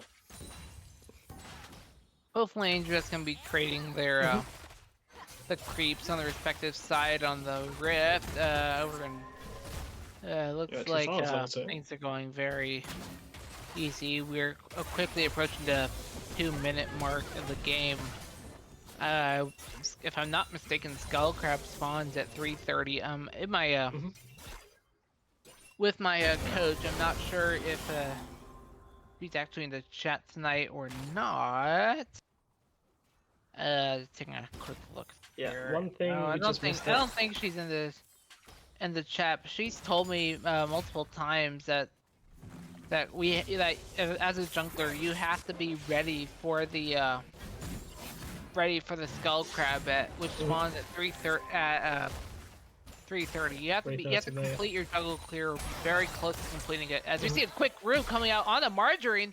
Margarine chunked down to half HP and below. Yeah, ever since the jungle pet, she's had no problem clearing. She's gonna be clearing it around 320 pace there. Wukong's gonna skip a couple camps. He's gonna be level 3, seeing if he can come for a gank in the mid lane here. Oh, Watcher is here, but was spotted on a ward, so Team Crit know where Watcher is out. It's going over to his Raptor camp. It's gonna start doubling up, no problem. Although Evelyn, is here by the scuttler. Does Watcher? No, it gets smited. Gosha is on the way towards top lane. Gets spotted out by a ward. Gumi's getting charmed. Gumi has to burn the flash to get out of that. Lucky duck, I swear. Flash and blown by Gosha as well, though. So it's just gonna be flash for flash as the trading is coming in now in the mid lane. Ooh, Albino got chunked down to 20% HP. Stays alive though. Margarine isn't looking looking low either. Margarine's gonna take a back. But this mid lane is gonna be very explosive. So we're already seeing that Watcher goes ahead and takes spot Sculler. Watcher is being very greedy. He's sneaking into the jungle. Raptor camp is up in about 5 seconds. I'm not sure he wants backing. Backs anyway. Yeah, he's just going to be doing a bit of checking, getting the warding down. Knew he couldn't take it. Evelyn Tristan will collapse if he tried to. Wukong obviously not the fastest clear of that Raptor camp, so... Yeah, and... We're going to see, just trying to move in, just try punish with this ward drops by watching. Oh, Margarine getting collapsed on. Margarine lands the charm. Margarine takes the jump. Margarine gets first blood onto Nico before getting created. No, has to burn the heal. Stays alive. Gosha gets taken down for a double kill. Yeah, might be a bit close out here. If this kill goes through, it's not the best. There goes Tristana finally falling on down. This is just a skirmish in the jungle, and I'm all here for it. Legendary Banana is going to get chunked out too. Legendary Banana gets deleted. It's going to be really well played there by Margarine, also overstaying just a bit. I think when on the side of Team Crit they got that kill back, they're like, oh, we can stay here, but then Watcher comes over, manages to finish up the job with the Filial Slim. Just going to be some trading, I don't think. Oh, Crit is being chunked down, taking the half HP. It's under their own tournament. Gamer Boy has to bring the barrier. There goes Zeri. Watcher gets traded. Yeah, the Fidus is just going to be able to shove this one in. That's really good there for the AD carry on the side of Team Chill. It's just going to yeah, he's not really going to be able to crash this one out. Doesn't have the guns or the HP to crash this. Area is going to be back in time to respond to this. So not as good as I was initially hoping, but still this area is going to be missing just a few groups there. But the killer is going to go over towards her as well, so she's going to be in a slightly better position than this Ophidius. I think just around 200 golden is also going to have a bit of an XP lead. As this is not the most opportune reboot timing, but almost forced out by his low HP. As Evelyn is coming in for a little gank in the mid lane. Margarine is spotted on a ward. Gosha is here. Oh, Margarine is going to take the W. Here comes a Nico ult that does not connect. But it doesn't matter. Margarine burns W to get away. Yeah, I think maybe there was an opportunity to W in, but I'm gonna W in on the wrong target. Maybe just happy with that trade away. And this Evelyn, although having the CS advantage, is falling a bit behind the mid jungle. So this is what I said I was kind of scared of. If this mid jungle fall behind, how are they gonna be able to? Oh, we're gonna see a trade up here in topside. It doesn't really matter. It doesn't really materialize anything. Although it's important to note, Gumi is closer to half HP compared to a Fengu. Yeah, I mean, both these mid laners are always on low HP, and it really scares me, especially with an Evelyn in the jungle. Oh, Fengu's spotted on a ward. Here comes Gumi. They're taking a fight. Gumi and Fengu going after. Here comes the call of the Forest God. Gumi lands it. Fengu takes HP. First flash. Gumi is eliminated. Yeah, just a fight Gumi didn't really want to take, caught between a rock and a world ender. And, well, I think I know who wins that battle. So, yeah, it's just going to be the kill there on the Aatrox. They need to make sure this Aatrox doesn't get out of hand, because he can just completely take over games 1v9 even after the nerfs. It's going to be the core fits. There is a bit of a discussion as to Aatrox items where he prefers to go the lethality, the Triforce, or the Stride Breaker. I don't think many people are going towards that Gore Drinker nowadays, especially into a composition like this with the double marksman. I wouldn't mind seeing the Stride Breaker picked up, or the lethality, depending on the playstyle he wanted, but especially because they need a bit more of a traditional front line and someone who's probably hitting and is in melee range a bit more. I wouldn't mind Team the Chill Stride Breaker whatsoever. Team Chill has a large minion wave down here, and it looks like it's being dealt with. But here's the thing: Cloud Dragon is up. It's the first dragon of the game. What are your thoughts about Cloud Dragon? Because it looks like Team Chill are rotating for it. No, they're just gonna play a ward. They're just gonna drop the ward. What's your opinion on Cloud Dragon being first? Is it a good dragon? Is it a bad dragon? Should it be the Soul Dragon? What is your opinion on Cloud? I think Cloud Dragon is actually, like, in some cases, maybe not this one, it's just like it can be the most OP dragon in the game. I think the slow resistance is such a strong stat. Out of combat move speed is also nice, especially for junglers who like the out of combat move speed or the tempo. But yeah, I think the soul can be a bit underwhelming, but stacking the dragons can also be really nice though. Yeah, but I think in this game it is a bit unimpactful. It's good that we probably see it first this game. Not going to be the soul there. Ooh, this is interesting. Tristana is rotating up towards Fengu, who's being collapsed on. Looks like Fengu and Margarine and Watcher are taking a look at Scuttle Crab. Fengu is gonna step up. Notice that Skull Crab is being taken. Skull is at 21 HP and it's collected by Red Team. Yeah. Team Crit is just gonna take the dragon while Team Chill is looking at Rift Herald instead. Yeah, and the Dragon to Herald trade in some obviously often, but it's almost always a while for the Dragon team in the other game. It's actually Gosha's looking something in. Oh, that's a beautiful charm on the Marjorie. Here comes the call. The Force God connects on them too. Force God doesn't land a knockback himself. Gosha jumps away to safety as Albino may not be lucky at the Bird Flash. Yeah, I mean... Oh, that's a big charm on the Watcher. Watcher is removed from the fight. Yeah, overextended just a little too much. It was looking really quite nervous there for the side of Team Crit here. If that amazing Nico charm, Nico stun, sorry, didn't come out, and the Call of the Forge God managed to come on top of all three of them, it would have been quite scary. Tristana would have been able to hit a big E there, just to pick up that turret plane. Tristana landed the E onto the turret and grabs the plate and jumps away to safety. Yeah, just picking up that plate, but no, if that didn't happen, it could have been a whole lot worse. But it's going to be the Rift Herald managed to be secured by the side of Team Chill there, so they're going to pick up the so there is just going to be this Rift Herald. Watcher is pathing bot at the moment, is working on the crab. Yeah, okay, yeah, no, he took the Gromp actually. Now, where are you going, buddy? Well, he's down here in bot side. Here goes a quick fight coming out. Game Boy gets chunked out here. Game Boy is deleted. Margarine has to burn the teleport to get back into the fight. Margarine is being chunked down to half HP, but Crit is even lower than that. 20%. Yikes. Ooh, the airborne landed onto the Nico successfully. Here comes Watcher with the Rift Herald. It says being 3 versus 3. It can be potentially 4 on 3 with the Herald if Watcher decides to do that.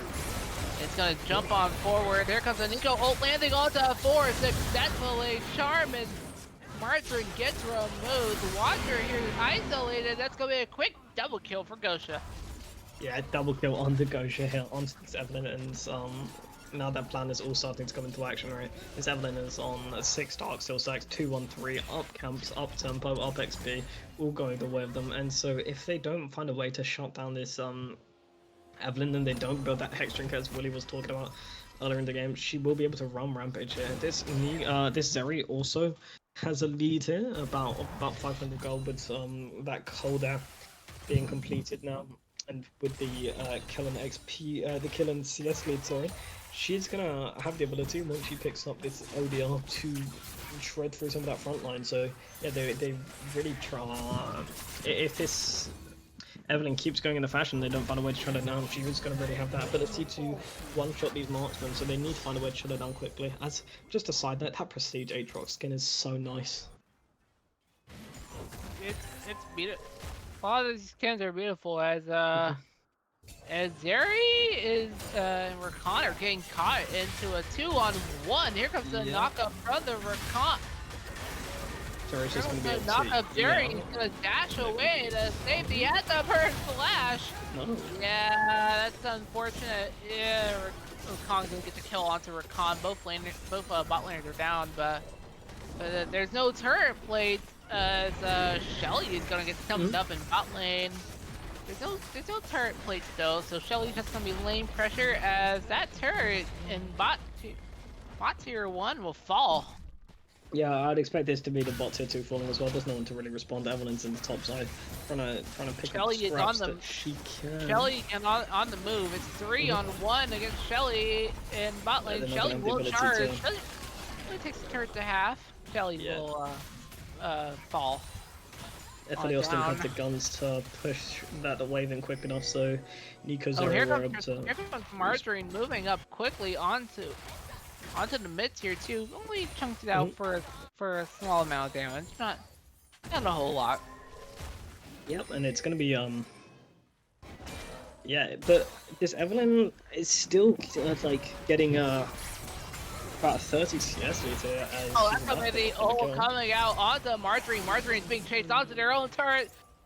Margarine is unlucky as Gosha's gonna go on a killing spree. Yeah, that is that Tristana's flash was blown in the bot side. Kingston is in trouble. It's gonna be. Oh, yeah, that flash, but I think we stay alive for that.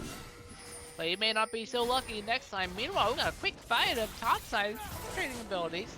Nothing too fancy. Dragon is now being committed by Team Crit. They are saying that Dragon is the target, and I can't blame it. It's 123. Dragon goes over to Team Crit for free. It's gonna be the second. It's gonna be another Chemtech break. Two levels. Soul. Yeah, it's gonna be another Chemtech soul that we have to deal with this game. Know that is not a mountain break in the objective timer. I swear, it's gonna be Chemtech this game. Second Chemtech soul we've seen too. Last game, blue side got a lot of dragons, but red side played macro and managed to sneak the game away for that reason. Yeah, and now it's looking like Team Crit should have been in the position they were in last game, but it was not the case. They didn't really have a whole lot of dragons to play with last game. Yeah. But now they've got 2 dragons to their name, as Gosha was over there checking Shelly. Here's Gosha in mid. Gets spotted by Gamer Boy though.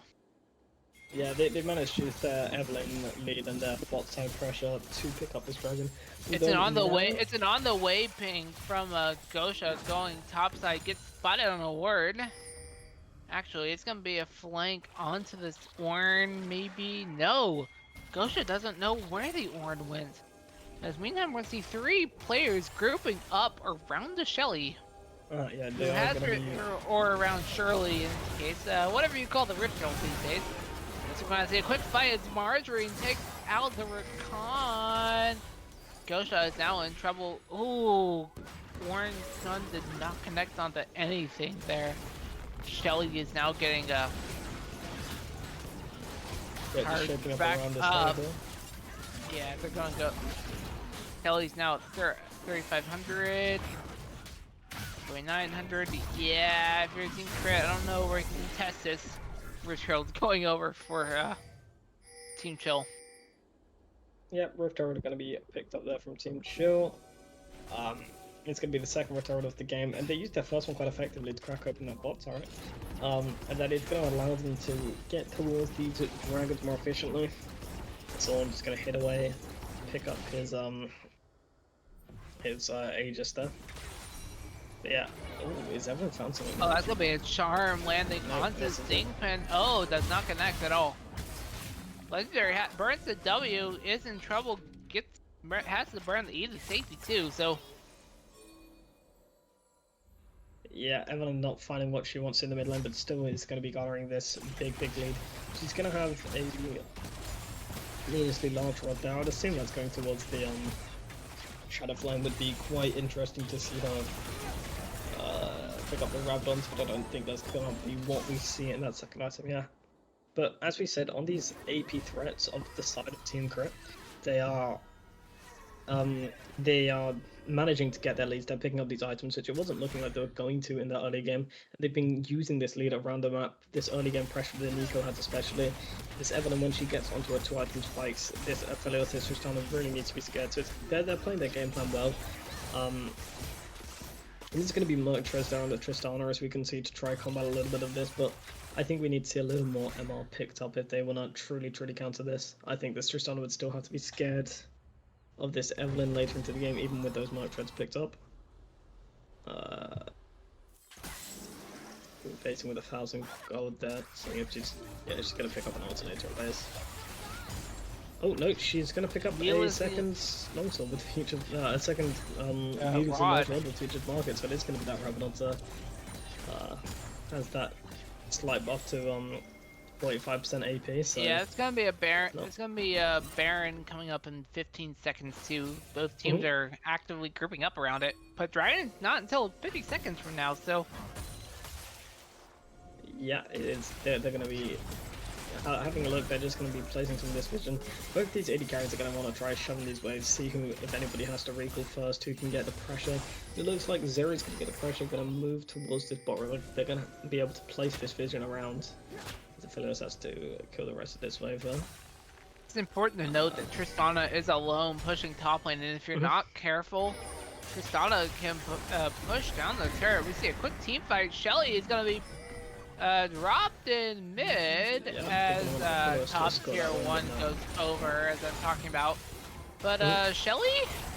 Yeah, I don't know, sweetie. You're not going to get a whole lot of value. Just Shelly gets deleted. Wait, how much does Nefori cost? Tristana will be able to base TP back into Limbo more. Oh, that's a big one. Letting on the Watcher. Watcher has to burn the clone to get away to safety. To the call of the fourth got two. Nico will land on the two. Sweet flashes all the way. Nico is taken down. Gumi's on the run. Gumi is taken down. Here comes everyone's group targeting Watcher at the threat. Watcher burns the clone. It's gonna be another team fight all over the wrist. Banana and Heisler is the only member left of the team, but it's not enough. It's gonna be a quick ace and the triple kill for Tristana. Yeah, there's now gonna be a 3k gold lead going towards this dragon picked up. Yeah, this jungle lead is now non-existent. Bounty's being picked up there by the Wukong. This Tristana is now massive in this mid lane. 3k gold lead there with all the extra turret she's picked up. And all the extra kills as well, so massive Tristana there. She didn't even base that before in that fight, so she's going to come back on the map a lot stronger. This Zeri is on 2 items, Aphelios isn't quite. Nefori quickly picked up. It's CDR, but it's also to note that Static Shiv was also collected. But with all the CDR and the Static Shiv, Margarine Cannon will be a threat. Yep, the Hextron kit's picked up that for Margarine as well, so they're going to be safe from this Evelyn, but she is still quite a big threat with this 5 Dark Seal stacks working towards that Rabadon on that Rabadon spike. I think they'll be really starting to chew through these AD carousel pods. We didn't quite see it there, especially because the only one Evelyn was hitting was the Ornn, didn't find that flank onto the backline there. It's important to know that there's now a control word for Team Chill just hanging out here in the Baron pit. Control word got spotted. Question mark ping coming out. It looks like Baron may be the potential call here. Yeah, I mean, both teams are going to be shaping around it. Nico is just going to have to respond to this bot wave. With this bot wave, they're going to always have to have someone to respond to it. Tristana has like this insane wave clear, but especially with the static shift there is Melia. Oh, Melia Zinga just gets deleted. Yeah, Melia caught there in the mid lane, showing the power of this Evelyn. With this Rakan, they have the ability to go deep, but yeah, it is going to be this Rakan ultimate now down. Not going to have it if they decide to fight, but it's just going to be 50 seconds until it's formed. They are shooting at the Baron. They see there's no vision there. And with all this turret pressure they have on the side of Team Chill, they can start pushing these minions to get these wards placed. I'm not sure, video is just up, so maybe they can try to look, so Wukong's pinging to walk in. Red buff's going to be taken over and shared there with Zeri. Yeah, they did. Team Chill was not aware of that red buff going over. They don't have a timer for it. Subway, they'll have a rough timer now, but that won't be for another 5 minutes. That can come into play.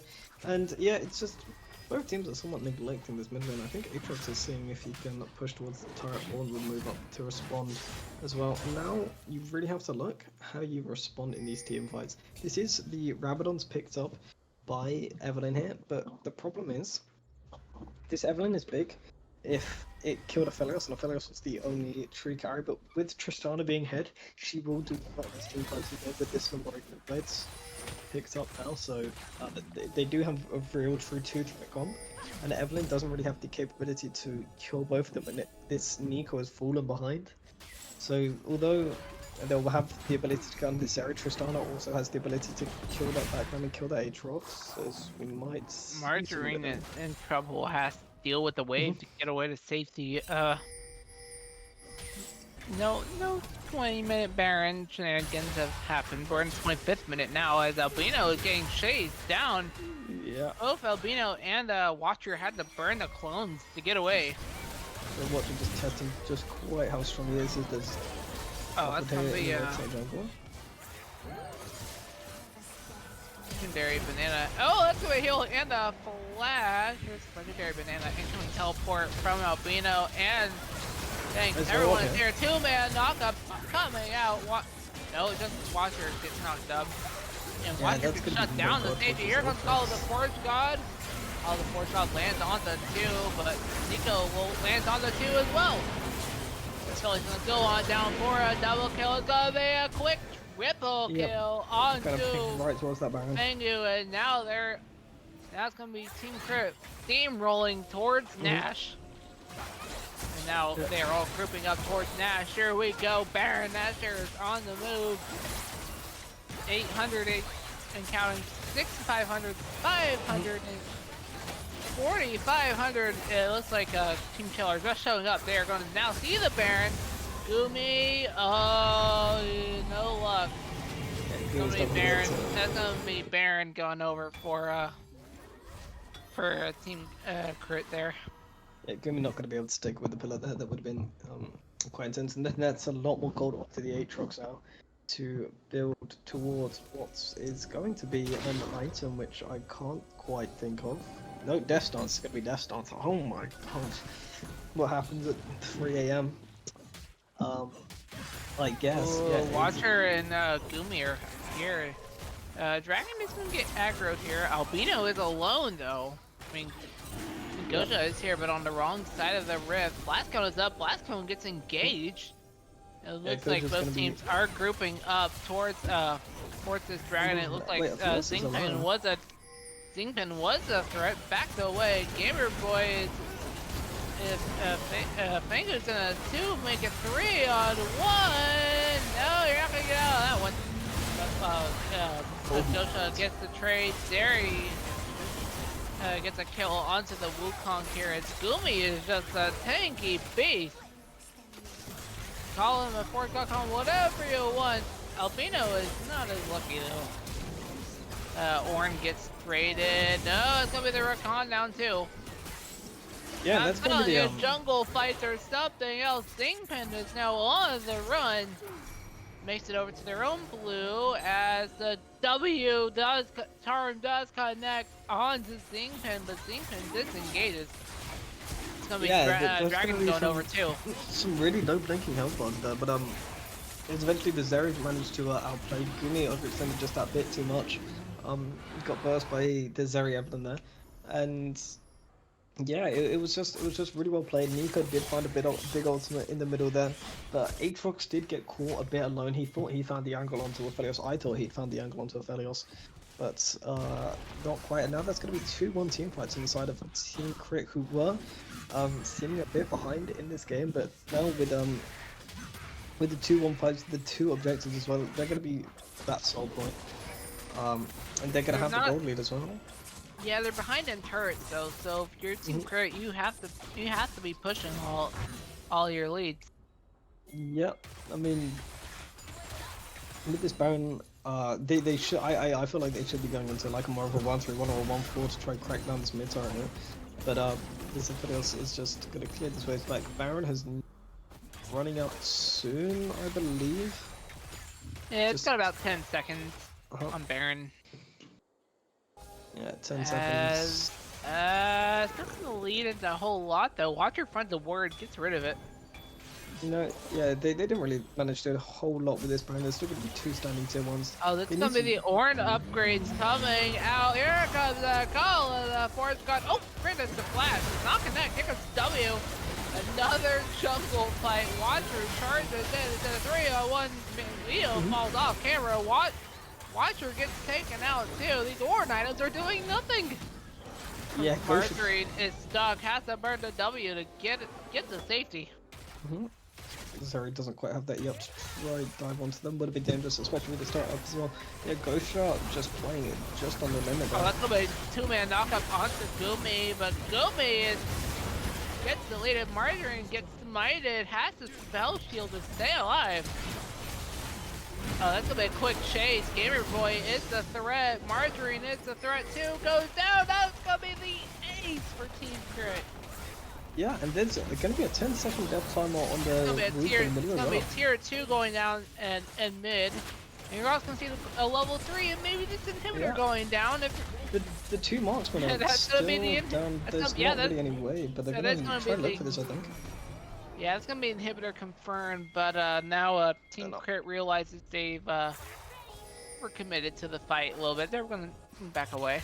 Yeah, I think maybe there was an angle for them to look for something there, but didn't want to over-risk it, so... I wouldn't say they didn't have enough minions, so ending the game wasn't Yeah, but I necessarily mean, a the possibility minion- for them. That being minion wave said, was they about have 5 another seconds, way. wasn't it? They have another way to end the game, and that's Baron. Baron is coming back in about 70 seconds, so you still have, about 80 seconds from now. So you got some time to play around it. Set that Yeah, up. and I would hope for when they do try to end for it to be slightly cleaner this time, for this game not to go on another 10 Oh, 15 Zingman minutes. is being chased. Get charmed. Zingman versus Flash. Let's get away. Zingman is in trouble. 4-man knockup lands on the corner. It's gonna be 2 connecting. It's gonna be straight onto Affiliate, straight onto Nico. This is not the best engage if your team crit. Yeah, you are going down Yeah. as Gosha is on the wolf camp. Yeah, the tanking priority was probably the biggest mistake there. Gosha is going to be on the other side of the map as well. If Gosha was up there, that would have been more plausible. But I also think that if the Zeri wasn't the one tanking and it was maybe the Aatrox with this tankier build, this tankier setup, tanking that turret there, it would have been perfectly fine. Yeah, but one thing to note, which for some reason we haven't touched on all game, is that they have no AP on the side of Team Chill this game, and that's why we've seen the Frostfire picked up. Is it Frostfire? No, Iceborne. I always get confused. That's why we've seen the Warden's Mail Iceborne, picked up yeah. on the Zeri and on the Aatrox there. There's going to be a lot of armor coming through. They're going to be able to become very tanky this game. For some reason, I only just noticed now that there's full AD, but the all items aren't coming on this first That's what I was showing you. Engage from Margarine. Margarine is caught out. Margarine is the turret. Here comes the spell shield, but no. Margarine is eliminated. Yep, Margarine just going to fool this whole lead pretty much Here dissipated comes even. Watcher on the quick engage on the here comes the Redemption too. Redemption does connect. Watcher is isolated. Leo goes down. There he just gets raided out. Here comes Rakan. It is a 3-4-3, but we are not done yet. Fengu's on the chase. Fengu is eliminated. Here comes Gosha lands the connect. But now Oh no! No, I didn't even see Nico was in there. a quick ace. Albino is alone in top side. It is a 4-for-1 and a top tier 2 to boot. Yeah, it's going to be the tier 3 taking her as well. But look at what happened in the fight. Yeah. Series goes to the highlight reel. That orb was taken out by the turret. Very unfortunate. That's also Yeah, gonna be on the his top tier 3 radar. falling. Albino here is alone, but Margarine is here to answer that. Yeah. Dragon is up in mid. Dragon is up, ready to go. You have super minions pushing down mid. If you're Team Crit, you can just go for the Dragon here, and because Team Chill they have to defend with the inhibitors, with the super minion pushing down in mid. Yeah, I think this is really Team smart Crit by realizes Albino. It's that, gonna set vision and watch realize, it. oh, that's a quick Nico Orlando. Naleo going down. Watcher is on the run. They're going after the clone, but Watcher just gets away the safety as Kimtech Drake is gonna get started up too. And if I'm not mistaken, this is Kimtech's Soul. Yeah, this is gonna be the soul. I'm not sure if it's gonna matter too much. I'm not sure how much they're down, gonna be and now surviving on like below 50% Team HP. Crit are on the run towards Nash. Nash, yeah, there is on the way ping towards the Baron. Yeah, one thing to note on is... the way pings, everyone is grouping up. Team Crit wants to kill all the vision they have. Found the way around Baron. Baron is Blue Ward's gonna get procs here as Baron gets engaged. Nothing happens to Snake. Yeah. Baron is still angry. Is landing his basic attacks. Doesn't doesn't really matter as much. Yeah, one thing to note is one does have the smite here, so there is a Oh, Gamer Boys in a 2-on-1. Oh, beautiful root, beautiful. Oh, coming out from the Nico. Watcher is gonna get taken down. No. Watcher's gonna get taken down, but it's gonna be Gloomy going down. That is a huge problem. And now Zingpen is the target. Oh, flashes away, gets to safety. Oh, Zingpen is isolated. Zingpen gets taken down. See you later. Gamer Boy is gonna get taken down. Margarine is isolated. Margarine gets eliminated. Quick double kill going over the crits. No, I don't think Wukong really has the ability inhibitor in mid. It's gonna be the inhibitor in mid going down. The inhibitor in top side going down. And it looks like the tier 4 is maybe the next threat. Just gotta wait for the minions. We know. This Wukong needs a Here we local go. play here. Here comes the mid tier 1. No, the tier 4. First tier 4 is going down on the left. Now Watcher is in trouble. It's going to be the second tier 4 going down. Watcher is isolated. Watcher is deleted. It's another ace, but it does not matter. And we are going to match point for Team Crit. GG. Yeah. Team Crit 2-0 up now, and Willie, what's your opinion on that game? Did it feel cleaner?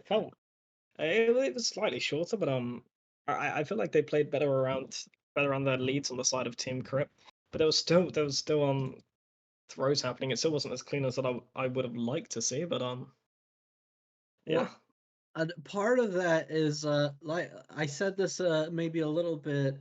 I touched on this right at the very start of the stream, but part of it is that whichever team is going to adapt their draft faster to the games is probably going to take this home. And I think that Evelyn pick by Gosha is exactly the sort of thing that needs to be done in this draft. You can see both of these games. The team fights they're a little messy on both sides. There's a little bit of a lack of coordination. Some of these combos not super clean. The frontliners diving in a little bit too far ahead, and Gosha with that Evelyn pick is able to just sneak in there and punish those little tiny things that that are happening on the other side. So he's able to get on that back line. He got that lead early, and the way that Team Chill had to play that was when you see that Eve pick. You've got a Tristana mid who's going to have prio. She's going to push in her lane. You've got to invade with your jungler and just sort of try and push her around a little bit. But we actually saw that one time on the Raptor camp, but we didn't see it any other times. We had to see that a lot more because Gosha right now is just putting on a show. I believe that he is the one carrying his team right now. He is the key to this series. If they're able to find a way to shut him down, they may have a chance to make it come back. But I think that in order to do that, they've also got to stray away from that comfort pit of the Wukong. The Wukong is just not coming online fast enough. It's not doing enough early in the game. Eve is even impacting the game early, even before level 6, and Wukong is just it's not finding it right now. I'm thinking maybe something that's got some tempo, that's faster pace, that can get those early ganks just to get the lanes ahead.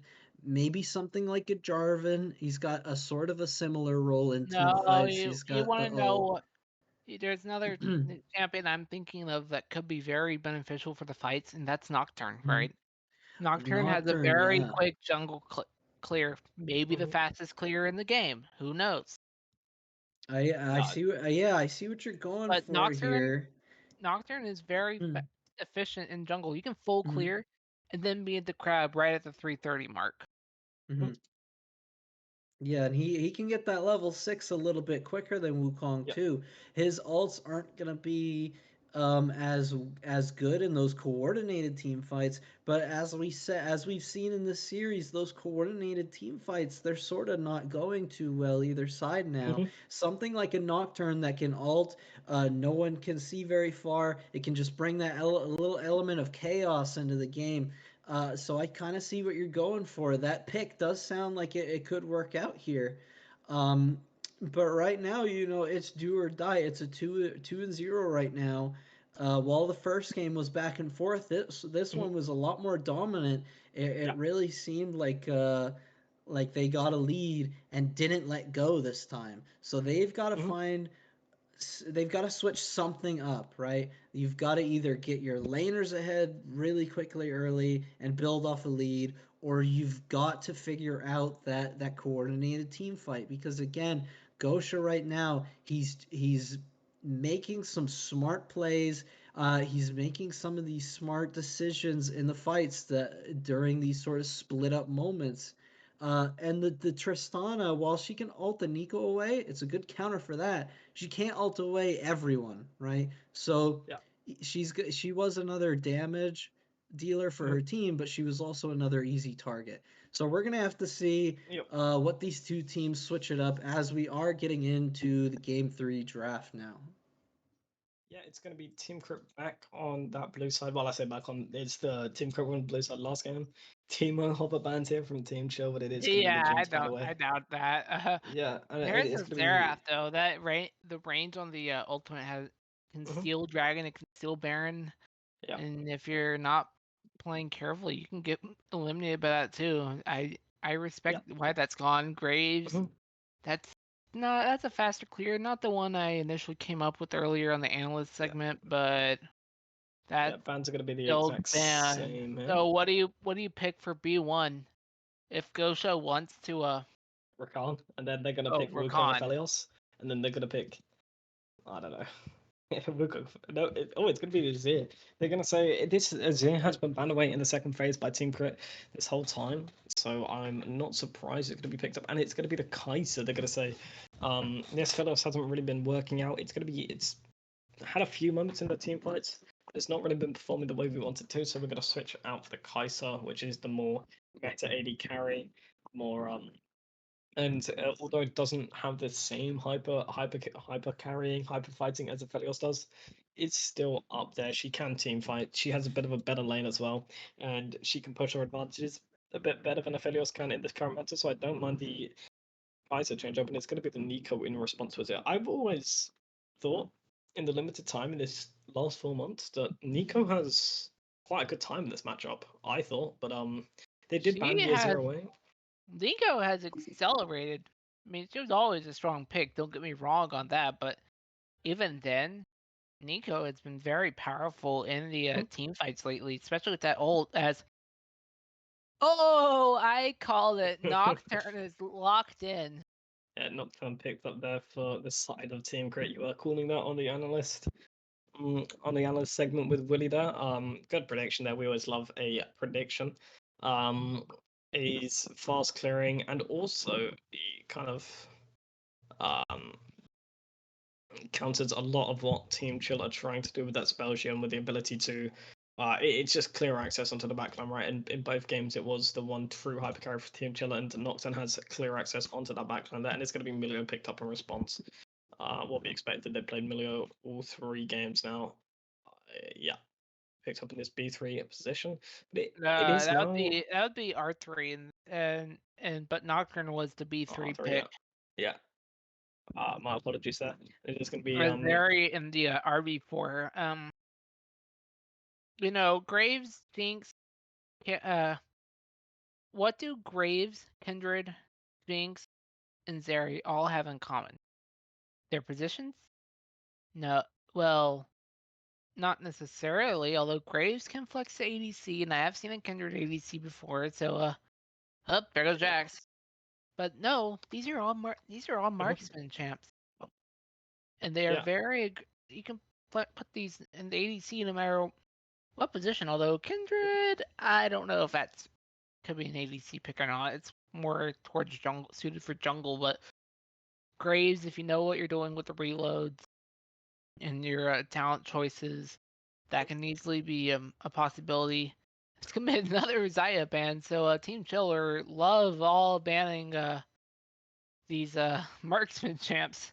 Yeah. Wow. Five marksmans ran away there from Team Oh, Chill. Poppy.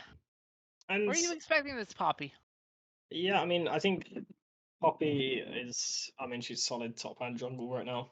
But no, I think they're just trying to ban away this safe pick because I think they're trying to bait Team Chill into picking this on again because as we can see, the Gwen is not banned away, neither is the Gragas, which I think is two picks the top laner of Team Crit likes quite a lot. So they don't really have the avenue to pick the on. It's going to be the Wukong picked up. They're going to force them into a blind pick top laner there. Okay. Um, Wukong, can flex. I mean, Nocturne can go top. Nocturne can go mid. Do yeah. I expect to see it? Probably not.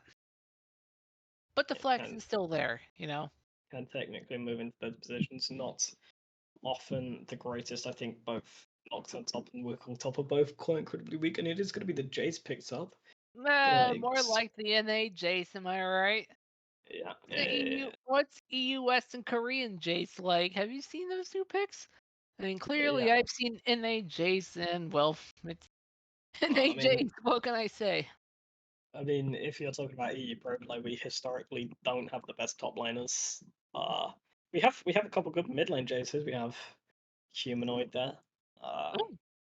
Okay, they're gonna be the fellow. So if Mhm. Team Chiller is saying they don't want to take it, looks like Yep. Legendary Crit's just gonna take it for themselves. Mhm. So for R5, what's the pick? It's gonna have to be a top lane somehow. Yeah, I mean, I think they're just gonna try and pick maybe something a bit tankier that can neutralize this Jace. It's what they've tried to lean towards every game with the Sanse and the Leon. It's gonna be Maokai, okay. Maokai picked up. These two are flexes. I'm not sure which one is actually going where now. So I guess we'll have to wait for the mhm. client side draft if production can proc that at some point on the production end. Sure if that's possible, but Yeah, and no, I think I would love to see if production show the draft. Yep, there we go.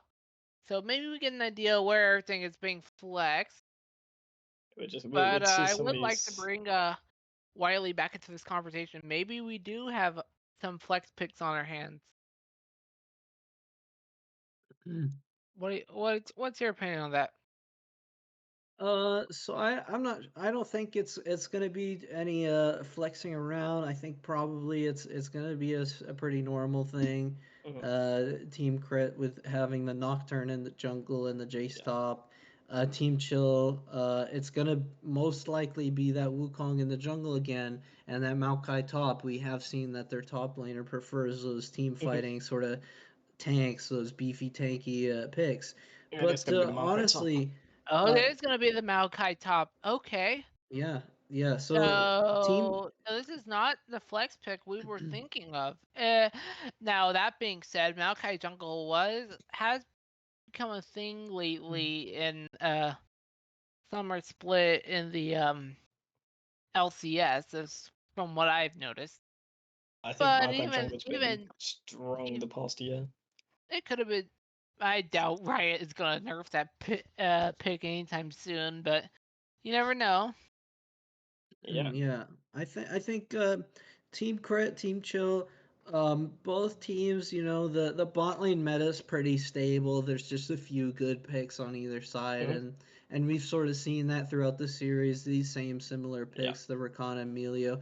But on the top side of the map, I'm seeing Team Crit has the willingness to sort of switch up their draft, and they're recognizing the state of the series right now. There's scraps happening, there's fights happening, there's picks happening, and we're seeing that their draft reflect that. They're going for that sort of carry top laner that can help make those picks, and that jungler that can ult in and cause this confusion. And I'm just seeing from Team Chill, there's not a willingness to switch up their game plan. It's the same thing again. It's the third time we've seen the Wukong. It's the third time we've seen this tanky team fighting top laner, And if that's what they know and they stick to it and they can execute it, then that's all fine and good. But so far they haven't been able to execute it in the past Yeah. 2 games. So, at what point do you take a step back and pick something else and just try something new, because it's 2-0 already. If you lose, that's it, and you've been swept, and it can't feel good to be swept like that. So No. right now, Team Crit is calling the shots. Gosha is making these a little bit off meta niche picks, but they're still pretty good carry picks, and they're fitting in with the state of how these games are going. So right now I'm looking at Team Crit, and while their team comp it's not got an amazing front line. I saw in the last game they were not hesitating like they were in the first game. They were ready to put their pedal to the metal, hit the gas and go for those hard engages with the Rakan. And I think that even though they've got 4 carries on their team this time, they really seem like they've figured out the timing of when they want to go in. They're coordinated when they're diving in. So I think that they're going to take this third game and just take the sweep, unless Team Chill can really come together and get some nice coordinated team fights on the board in this game 3. I'm going to come in with a bit of Team Chill hopium here. One thing that is different in this game is that they have a strong AD and AP carry, which they haven't had in either of the games. Last game they did have 2 strong carries, but they were both AD threats, and they were kind of nullified by the by all the armor being able to be built up. In the first game, they only had 1 true threat on the side of Team Chill, which was that Felios, which was able to be found and picked off. So if they play well and they as you said, sharpen up just a bit, and this Kaisha is they have the ability to start hitting and start getting through those health bars, and the middle Maokai can do their job to keep them safe and get this engage off and keep the knocks on off them. It will go very well. But I do agree with the way the series has been going. I think Team Crit have this one. They've been drafting creatively. They've been playing around the scrappy nature of this series, and I think they've been playing well, and I think they're gonna continue that into this last game. Yeah, any thoughts, Caden? I'm just excited to see the Nocturne. I mean, I called this before we went into the draft, and we have it. So Yeah, and I do want to add in that while I think it was Duskblade is getting nerfed, I do think some of those other assassin items have been buffed. I actually have to double check really quickly because I'm not sure. But so the Axiom arc got changed around a little bit. So I think if Gosha builds a lot of lethality, he'll be in good shape to get some very quick ults off in quick succession. The Prowler's Claw also got buffed, and that's going to help him when he's ulting in. But we're going to see how he decides to build. Any last predictions before we get into the break?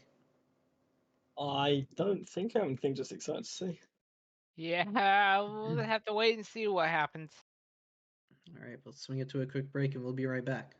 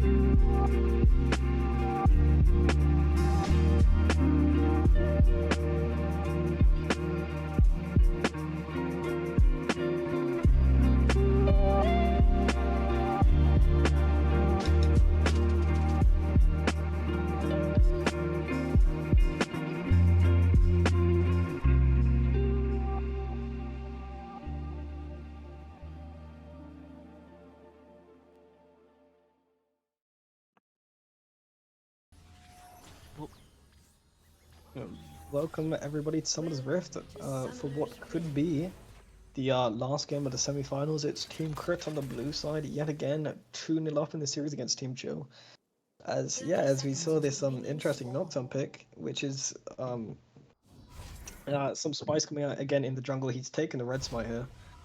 Ooh, Not that's, quite sure well, I mean, it's if not, if okay, look, red smite can be impactful on the Kaisa, but if I was, but the blue smite on Nocturne could be just as viable because it would make Nocturne very fast on rotating and rotating between the lanes, and if you somehow start stacking Cloud Dragons,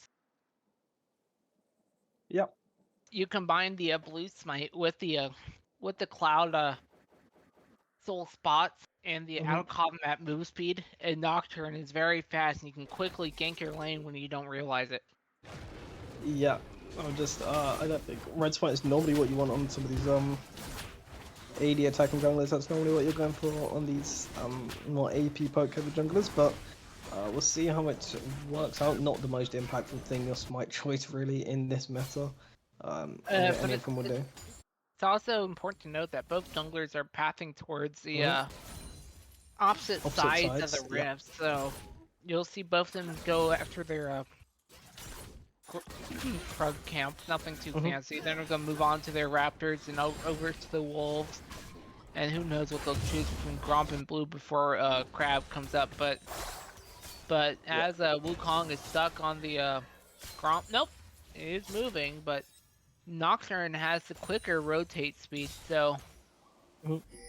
Yeah, and it's gonna be Wukong pathing down is an interesting one. Wukong's path toward the top lane in both the games. Oh, that's gonna be a quick jump So, onto Gumi. Yeah, no luck on that one. This Wukong's been pathing his path to the top lane both times, and it's just been getting outbuilt. So I think he's now thinking, I'm just gonna head down towards this bot lane, see if I can try my best to make an impact song on the map. It was as Riley was saying there in the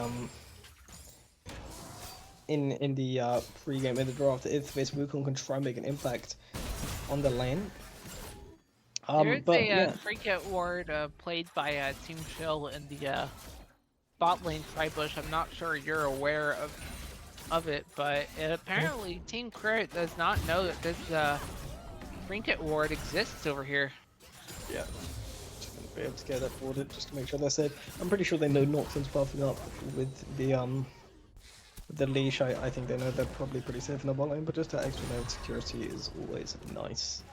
Yeah, no, it's just this Wukong is gonna try. Oh, that's gonna be another jump onto Fangu. Fangu is at half HP. Is quickly falling back. See a quick engage. Melio campfire comes out. The heal is not committed though.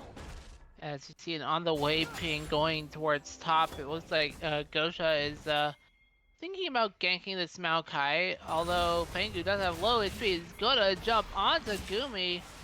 Here is Gosha making a gauge. E coming out. Gosha's makes Gumi flash. Yeah, it's gonna be really worth it. Jace can just now crash this wave, and with this Nocturne's help, TP back to lane, and now, oh my god, that's so huge. Game is won on the spot.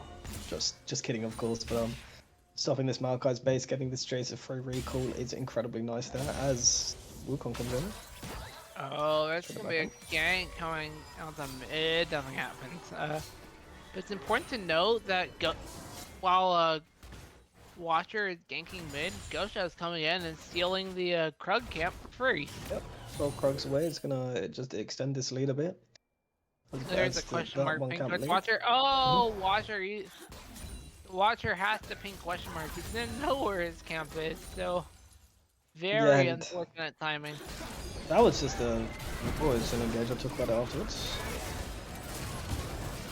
Oh, here comes a campfire from Melio. Melio is chunked down to half HP. Is somehow staying alive after all of that. I don't know, I think that might have been the Kaisa there, my mistake, but still. If I'm gonna be on that full HP. But yeah, no, It's gonna be an Infernal Drake as the first dragon up in the game that is up. It is available, but not really anticipating dragon to be taken anytime soon. That gank from Gosha was huge there, impacting this top lane. Jace managed to get that crash, get that 10 CS lead, and it was the flash being burnt out, so Gosha can, when he hits his 6 bite, come back towards this top lane, get the kill for the Jace there, almost guaranteed. But yeah, it was also the recall stop, making sure that Jace could get Oh, a that's full gonna be a recall to quick back W. Does not connect. Two-man root connect. Awesome thing for Gamer Boy. Gamer Boy gets shut down to half HP. Is playing safe around this spot tier 1. Gosha's moving in, looking to take this A to wave the is getting Dragon. crashed in. It looks like Dragon may be the threat coming up. Wukong gets spotted out by Scar's Bloom. Gosha's coming up here to sneak away the Grom. Yeah, I think Watcher is finishing off this wolf camp. Watcher is on the way. The Grom got smited away, but Watcher has the flash. Gamer Boy, they're all low. Kaisa gets first blood with all of that fight. Oh, wait. Marjorie just gets knocked up. Flash is going out everywhere. Rakan is dead. Watcher gets taken down. Oh, double kill coming out from Albino. It was 2 for 2 trade. Yeah, that was a really miracle play there. Great flash out there from Albino. Catching the Kaiser over the wall. And it's that ward placed just in that bush behind the turret there, which allowed them to have vision on Kaiser, gave them knowledge that she knocked up to and managed to trade both those kills back. Now this Nico's gonna have a big lead here because the Azir didn't really get a kill, so she's gonna have a real helping hand into this lane as well. To assist her over to the Aphelios compared to the kill and assist of Kaiser. That could have gone really badly. There is a big wave in mid of Marjorie, but Gosha is on the way. W will connect out onto Marjorie. Marjorie is being chased by Nocturne, gives it 2 thumbs up. Marjorie is safe in lane. Yeah, it still had that WQ up, no ult on Nocturne, knew they were completely safe there. Nocturne's just going to clear some of these camps. He should be a camp away from that level 6, Jace is being engaged on it. It's a quick 2-on-1 over the Scuttle Crab. Crab actually goes over free. No team fight to see there. Yeah, 6-0 hit on both the junglers. As Legendary Banana is just going to roam into this mid lane. No 6 on him, he's not going to be impacting quite a lot of this lane, as Milio has now moved up as well, just going to be clearing that control ward. Yeah, here comes the W for the Rakan. Knockup does connect. Zingpan is isolated. It's now a 2 versus 2 in mid. Margarine is fairly low. Margarine is falling back. Oh, that's gonna be another team fight coming up in top side. Fang is just gonna ult on the Fang. Gosha has ult there. Gumi and Fang are just going afterward. Fang stays alive. Okay, Here comes the Nocturne ult. Gumi has the flash, gets smited, but Gumi gets taken down. The gank was successful. Kaisa falls in bot side too, but now it's gonna be Rift Herald being considered as well. Yeah, it's just. But Watcher realizes this and just gonna trade the dragon as a result. Yep. There, as I say it, dragon started up. Yeah, really well played there by Team Crit, just winning all over the map there. Aphelios is going to have to recall, so that dragon can't be contested, but Kraken Slayer picked up really nice and early there for the Aphelios. And the Rift Herald being picked up on the top side. When it's this Rift Herald for Dragon Trade, and as I was trying to say last game, it's always generally going towards the Rift Herald in the early game. It's just so much more snowbally. The gold is so much nicer. You can have so much pressure for the lane. But obviously, if this game does go a lot later, having this early dragon can mean quite a lot if they can manage to start those stacking. So I would like to see this jungle lead now transitioned in toward this bot lane, towards this Aphelios, especially because it's a situation again where we have this lead in the jungle, we have this lead in the mid lane, this lead in the bot lane for the side of Team Crit. Last game they did it successfully, they didn't really in the first game. I'd like to see them start to stack these dragons. I think it'd be quite important to deny that. I think this first one was okay to give up, I think. But this second dragon, I really want to see Team Crit be able to fight this. It looks like it's gonna be a Chemtech Drake, which has been our souls, so we will see no Chemtech soul. On another note, I would like to welcome in Aegis Esports with the raid. Thank y'all so much for coming over. You guys are joining us in this best of 5 banger we have going on. Yeah. It's gonna be legendary. We're calling them legendary crit, team crit, and they're taking on Team Chill. It's a semi-finals draft league. Welcome. This is an uncapped league. You get picked onto teams as I say that, Watcher is in trouble. It gets knocked up. Watcher at the spin. Watcher's going out of control. Watcher is taken down.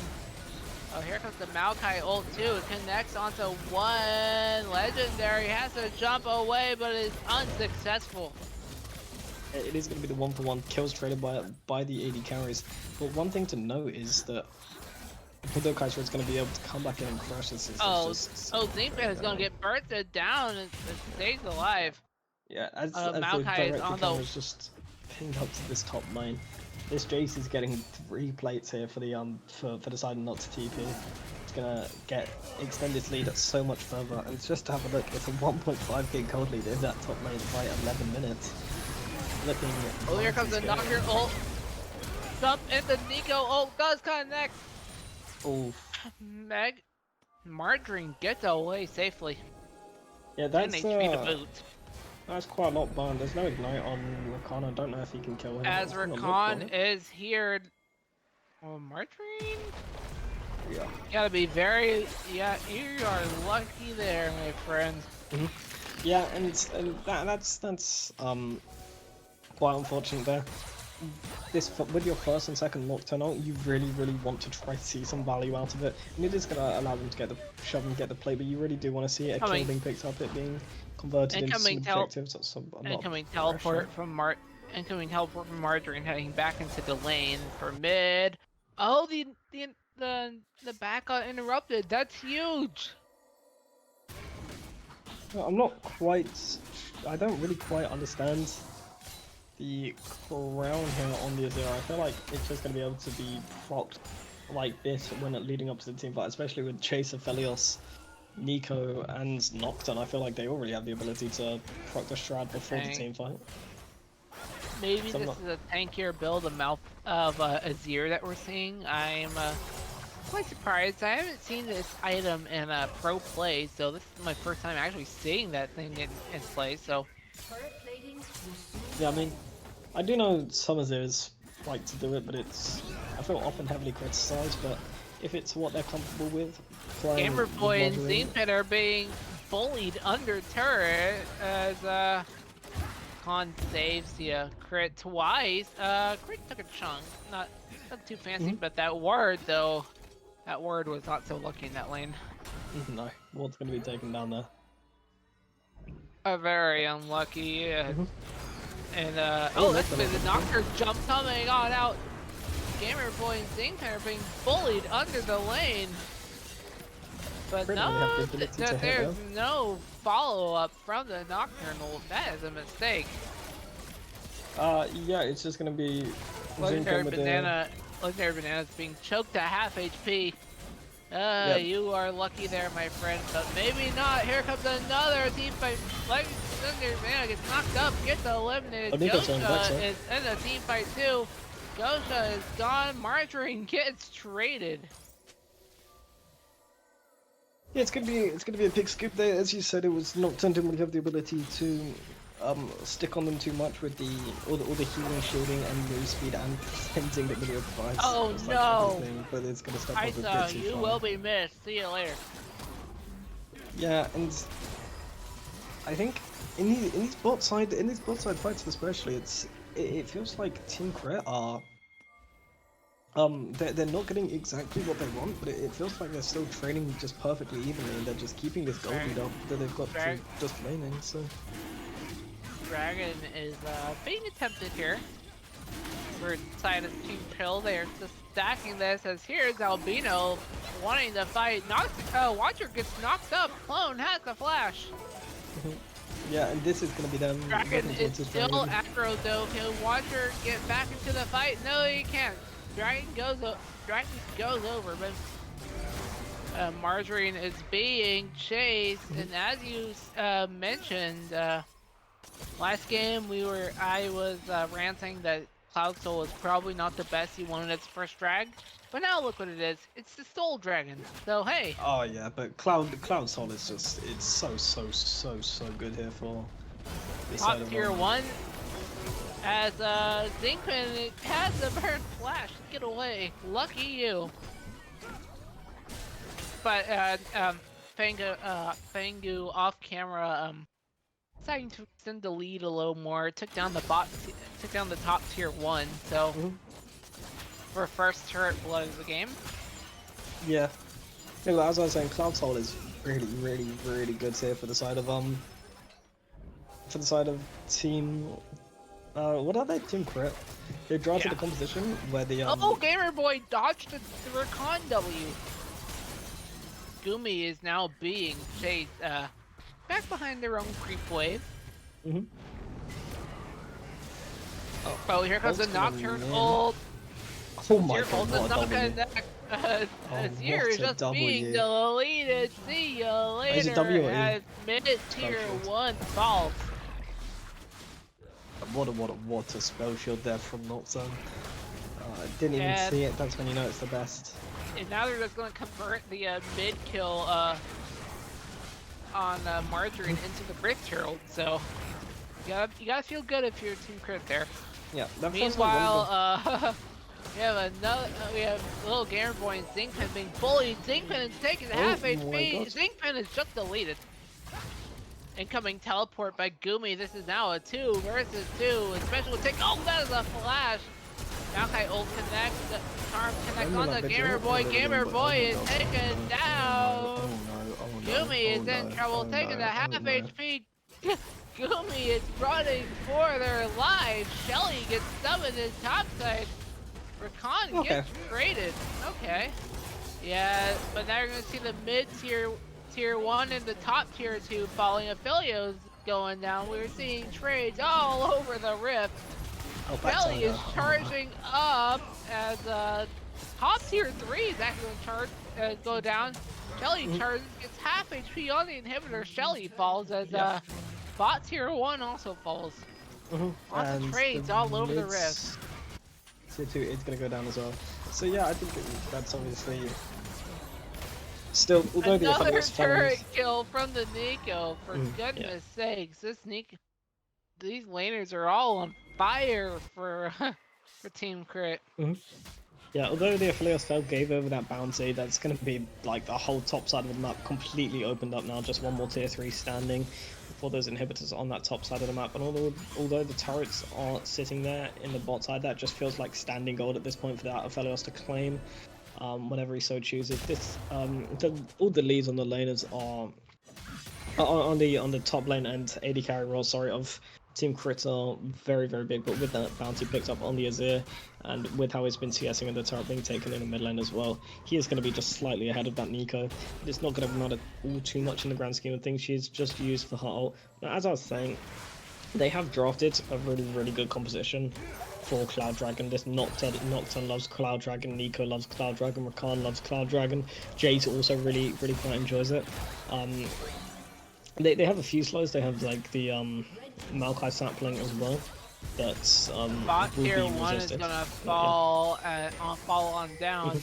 Meantime, we are seeing potentially a 3-on-1 over this top tier 1. Yeah, it's still alive at half HP, but Margarine is pushing in a wave. Yeah, Nocturne this is gonna be these mid laners trading out, but here comes the Maleo. This is 2-on-1. Nocturne ult is gonna be committed, and the spell shield and everything is being thrown at the Nocturne. Nocturne gets ulted away. Nico ult connects onto Zinkman. Zinkman is removed from the Rift. And Margarine is being chased down. Margarine is taken down. Watcher has to burn the gets rated 3 for 1 in that fight, but technically 3 for 2 overall. Now look what's up, Baron. Although Yeah. I don't think Team Crit will be making a move towards the snake anytime soon. They're instead pinging this Cloud Dragon, which is up and it is available to be taken. Yeah, Cloud Dragon Question is is, the do you have smarter choice. do you have the death timers to work with in order to take this dragon? Yeah, Probably not. I think they'll be perfectly fine here. They have mid push, they have bot push. Nocturne will just be able to actually walk over it to it. I don't think there's ever a chance of Team Chill to contest this dragon. So I think they're just gonna be perfectly fine taking this. Chase is going to be able to TP, making sure this turret gets shoved in as well. So yeah, there's just going to be a dragon secured. Yeah, the dragon is going to be started up, but here comes the Wukong clone. Clone should be up at this point, but no, he's thinking about blue buff instead. He does not know. Gets spotted on the blue buff, but doesn't matter. Cloud Dragon's going to go over. Yeah, and there's going to be pings towards the dragon there. I just want to see how much FNS has left. It's on the way pings towards Baron, actually, but there is a there's a trinket ward placed in the back of the Baron pit, so Team Chill are going to be aware that Nasher is the next target, so Philios has the blue gun. It's being useful. Baron is now at 500 HP and counting down. Here comes a quick team fight as the Wukong is just spinning out of control. Watcher goes down. Nico's just running forward. Gets deleted too on the backside of the red. Oh, two-man knockup does connect. Gosha has to burn flash on. Gosha is on the run. Gosha does not make it out. That is a shutdown. Gumi is on the wrong side of the rift too. Oh, you barely survived. Sinkman gets traded. Maokai goes down. Jace gets traded. The Recon getting traded too. Crit's gonna get taken down too. It is the ace for Team Chill. And now Baron Nasher is being pinged. That's gonna be Baron as the next target. Team Chill don't care if their pot hit gold down. They could well, I think there would actually have been more gold down just before that fight. But yeah, no, it was well played by them. A bit of a longer fight. It was the Wukong that was caught up first. But the problem was Nico was traded on the backside, which meant they didn't really have the ability to prolong the fight, even though they tried to. Aphelios did try to make that heroic play flashing in. Yeah, it's gonna be bounty fight. Kai'Sa, oh, that's gonna be the Nocturne ult being committed onto the Wukong. Wukong loses the Baron buff. Yeah, it's just gonna be Wukong losing the Baron buff, though. It's still gonna be there on the Kai'Sa, on the Azir, on the two most important members there to have it. So yeah, I mean, it's still gonna be obviously victorious for them in general. They're gonna limit this gold lead a bit and see if they can try to crack open this top tier one. I don't see them managing to get anything else. Oh, that's the way to knock up airborne. Margarine gets deleted. Oh no, very unlucky. That is 2 Baron buffs gone. Yeah. Now you have the Baron buff on Gumi, a Baron on Gamer, a Baron on Zingpen. You still have 3 Barons to work with. I need 2, I believe. Not on Gumi there. He was dead when the Baron went down. Yeah, Gumi doesn't have Baron, so you only have Baron onto a Gamer and Zingpen. So technically you only have 2 Baron Nasher buffs to work with. This probably, I don't know if our production can see this, but I'll probably admit this is a negative Baron power play at the moment, so. Yeah, I mean, I think so, but I think I'd be around equal, maybe still like 500 gold ahead. I don't really see why be too negative. It's not really any turret's been taking any major gold swings. It's Kai'Sa's recalling. Everyone from Team Chill are grouping up towards mid lane. Looks like Legendary Crit, Crit, and everyone else is Legendary stepping up spots Gumi, but they don't fight. The Zing ping was very low there. And yeah, I think it's just curious that I don't think I've seen anybody in the top laners. I think Kaiser might be heading there. No, she's just heading to pick up a red buff, isn't she? Yeah, but I haven't seen anybody in the in the top lane for the past 5-7 minutes. Even with this top tier 1 standing so low.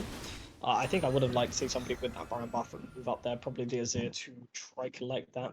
But no, I think they're just nervous and they're all grouping around this mid lane now. Nico and The problem, Helios and Jace, they've all been shoving out their side lane and the reason why the group they're nervous around mid is because of Dragon. That's up in 30 seconds. You don't want to be giving away soul point for free. No, you don't want to be giving away soul point, but I would have liked to see them when the Dragon was still about 2 minutes away with their Baron buff. But no, I think they are just nervous of them just like barreling through with this end with how fed this Aphelios is. 3 whole items now. Gonna move towards that LDR to start being able to shred through this Maokai as well. As we can see, they could just barrel in really. That's the passive on the Sun Disc. Yeah, it is. You can actually hit P on the if you're playing this here to summon the disc. So here comes the Maokai ult connect onto one. Rakan gets deleted. Yeah, smart from Rakan. They're not sure if he quite had to do that. Just try give Aphelios a way to not get rooted. I don't know if they could have got on with maybe. That's another flash being committed by Fengu. Yeah, I was thinking just a bit there. That's gonna be a flash from Watcher. Watcher's gonna spin out of control. Watcher's gonna 2, Ring 3 versus 1. Fengu gets taken down. Gosha is next. Yeah, they're all playing so individually in these team Nico fights. ult connects on the 2. Watcher gets traded. Nico goes down and the Aphelios goes down. It's an ace. Yeah, it is an ace. For the side of Team Chill though, they keep coming back. They keep finding these fights, and it's because on the side of Team Critic, they're playing so individually. The Nocturnes are going in on their own. Rakan's getting picked there, and they could just really force their hands when that Nocturne went in on the back line. I think on the side of Team Crit, they need to be more concise. They need to be more communicative. They need to say when they're going in, how they're going in. They need to wait for the Jace poke to start to come through as well, to start to soften up some of these health bars so they can be more clinical as they go in. Because this Jace is on 3.5 items. He has a massive lead. He should be starting to. He should be doing damage with these that's gonna be the Nocturne ult committing onto onto Zinkpin. Zinkpin had the flash, but did not make it out of there. Now Gumi is alone. Rakan though he does not connect. Nico's stun will connect onto Margarine. Dragon is still up. Watcher is on the run. Maokai ult connect everywhere. Nocturne goes down. Nico ult connects onto 2. Lots of fights all over the Rift. It is gonna be another ace for Team Chill. They're gonna see me towards the mid lane. Can they enter? Yeah, I think they might be able to. This Azir it's really fed. He has that Nash's Tooth as well. He will have the ability to start transferring through those turrets. It's gonna be 16 seconds on the Rakan, 20 seconds on the Nocturne here. They're looking just to try and barrel down this mid lane and end the game here.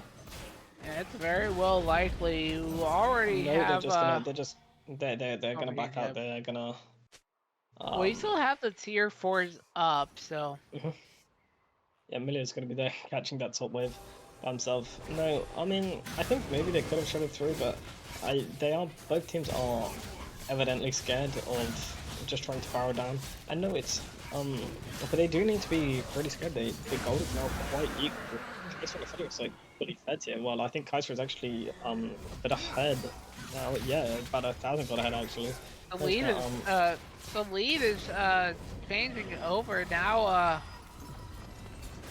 Team Kill has a small 300 gold lead.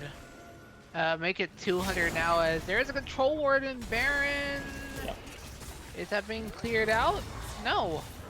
No, I think I want this Nico to stop trying to find a flank in these plays and start just trying to play to protect Aphelios, because Wukong just has been having easy access onto the Aphelios in these fights, and I think this Aphelios does still have the ability to carry these fights, but he needs to play smartly here.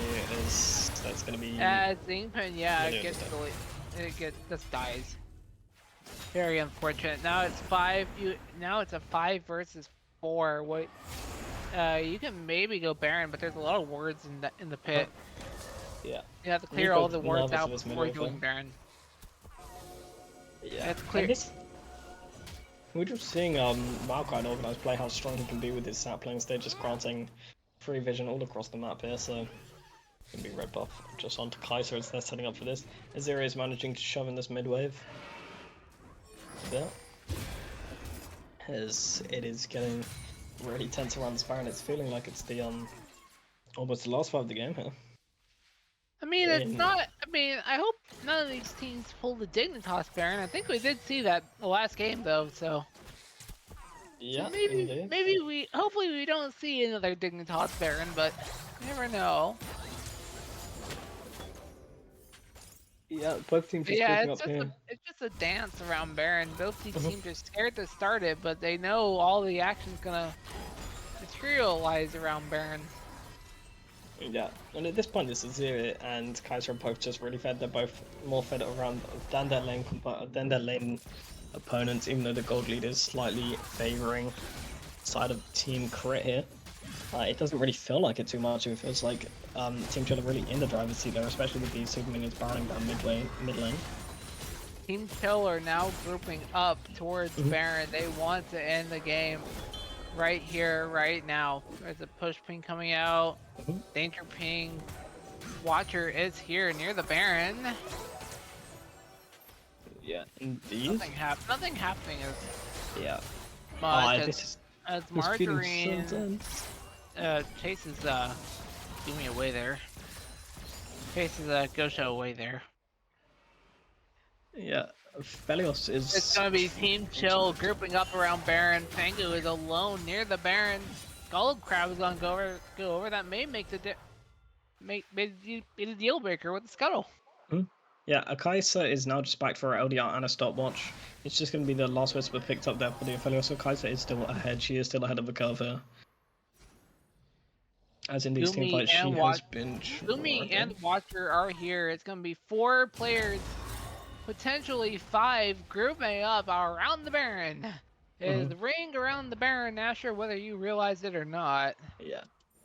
As, not sure who's going to start the Baron. Oh, here comes Gumi, locked into the team fight. No. Gosha has ult. Finally going to be destroyed. Gosha has ult if you want to engage and start a fight. But do you really want to jump into the front line? As yes, the Recon does anyway. Nocturne's gonna turn off the lights. Does not connect. Phileas is going to go down. Nocturne's going to go down. Stunned it. Self-destruct. Rakan is going down. Chase is going down. This is going to be another ace for. This could be the game. For Team Chill. They are going for the end. And we are going to game 4. Yeah, it is going to be game 4. Team Chill walking down in the mid lane. There's going to be nobody up to stop this. And yeah, I mean, like, it's an exciting one. It felt like there's a point where Aphelios had such a big lead, not Chase all had a lead, but it just felt almost, it felt thrown away around these team fights. And really, I want to get your opinion on this. Those team fights just, I don't know, they just felt like they weren't on the same page. You get what I mean? 1 second here. So yeah, I mean, Team Crit, they had a really big lead right in the middle of the game there. They were up, 5,000-6,000 gold, I think it was. And I saw they were getting a lot of towers in that mid game there, and they had a really, really big lead, and I was not expecting them to throw it like that. But what happened was they used Herald, they got all those top lane towers, and then I don't think they ever took the inhibitor. I don't. You've got to take the inhibitor when it's open like that, and give yourselves some more space to work with, right? So the way you do that is you just send one person who's a strong split pusher to the top lane to get the ball rolling. You have the rest of your team group mid to get mid prio, and then you rotate the whole team up to take that inhibitor. If there's somebody in the bot lane on the other team, you can try and force a 5v4 and end the game right there. Or if not, then you've got the super minion spawning. Someone's got to respond to that for a while, and you can start setting up these neutral objectives, setting up the dragon and the baron. And what happened was they never took that inhibitor, so they never had that little bit of extra breathing space. Yeah. They got into these team fights, and their comp's just not equipped to deal with the team fight comp No. from the other side. There's no one to frontline and tank that Maokai ult, right? We saw it. We saw it as I think it was the third dragon was spawning. They ran down mid lane to get mid prio, but the Maokai ult came in from the side, and Rakan got picked off because he tried to eat that ult for his ADC. That's the problem with their comp. It's all carries, no frontliner, so nobody can eat that Maokai ult. If they've got something a little tankier as support there, like a Leona or a Braum or something, then maybe that play works out. But they've just got nothing to deal with it. So the way they had to sort of play the map had to be a little bit different from what they were doing. They had to try and split up the map a little bit, get some people on side lanes, look for picks, but instead they went for these sort of 5v5 grouped up fights, and it's just not going to work for their team comp. So yeah, what I think we've seen this in every game so far. Actually, is that Team Crit they get themselves a lead, and then partway through the game they don't know what to do with it. They kind of just lose the thread of what they're doing, and they just lose their lead a little bit. We saw it a little bit in game 2, but we saw it a lot more in game 1 and game 3. They get the early lead and then don't know what to do with it. When you've got a comp like this that is not a front to back with a tank, a mage, an ADC, a bruiser, and a support, you've got to know what you're doing. You've got to know what role your champion fills, because if you don't know what role your champion fills, you're going to end up with a game like that where you've got a lead, but you don't have the macro sense to really know how to utilize your lead and end the game before anything drastic happens. So it's a little bit back to the drawing board now here. It's still 2-1, so they're still in the driver's seat, so to say. They can still go for these sort of a little bit off meta jungle picks and look to carry these games through getting an early lead. But they've got to remember what the plan is for their comp. They can't just say we have the lead, let's go fight, because as we saw in the last game, that didn't work out. No, yeah, and I mean, I would probably like to see them go towards. I mean, they haven't drafted really a traditional tank or traditional frontline in any of these games, and this is the first one they've been punished for it. Really, it's the first one where we felt like they were struggling. This Aphelios really felt like he had no peel there, even though he was so ahead. And the Nico, Rakan, Nocturne were all engaging on different things. I think maybe if the comp was played, like as you were saying, if it was played how it was meant to be, and this Nocturne was finding picks, and this Aphelios Jace were was shredding down these turrets like they can do. Yeah, I think it could have been a lot more successful, but I would like to see how they fare with like a more traditional healing support top lane of jungler. Like we were saying, I mean I would like to see some of these more interesting jungle picks still coming out, but I'm not sure if they will be. Yeah, and I think that's exactly right. Is that they when you mentioned the peel for Aphelios, I think that that might be the thing that was holding their comp back a little bit. The Aphelios is sort of that late game hyper carry, and he had the lead, but as you said, he did not really have a good amount of peel for himself. He didn't have a Braum to block ults and stuff like that. He didn't have that heavy frontliner. So I think if they were going for this sort of pick comp with the Nocturne, maybe a pick an ADC that could have helped with that would have been better than the Aphelios. Maybe something like Ashe that just brings a little bit of utility, something like that.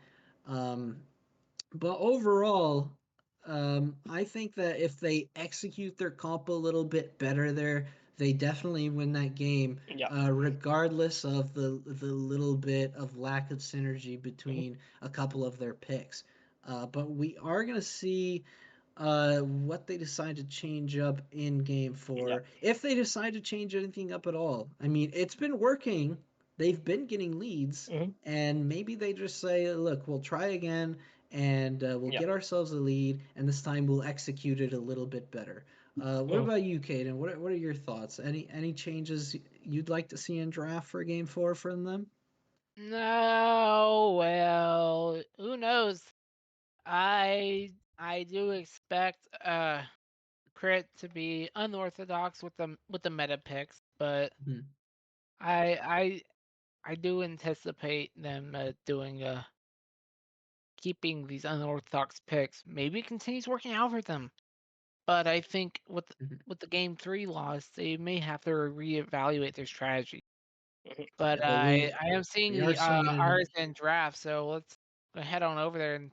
Oh, Yeah, Jinx is banned let's already. swing What do over you there. Yeah. know? I So think it's gonna be run away. It's gonna be another good Zera. I'm not Zerat's sure if they're banned. gonna That's if they're just 4 for gonna 4. So run their bans back again. It's gonna be Team Crit back on the blue side there. And maybe they do ban something different away. I think like the Maokai oh, was right. quite a problem in their game, but I'm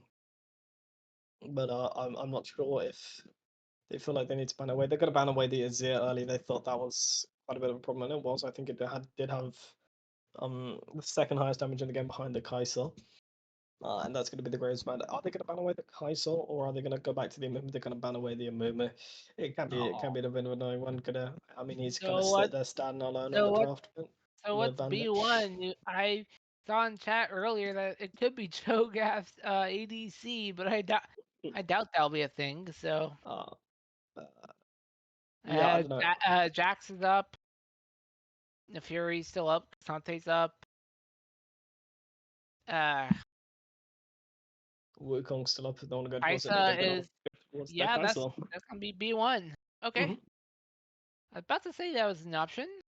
Yeah, Kai'Sa is going to be champ that is B1. They did show liking towards it. The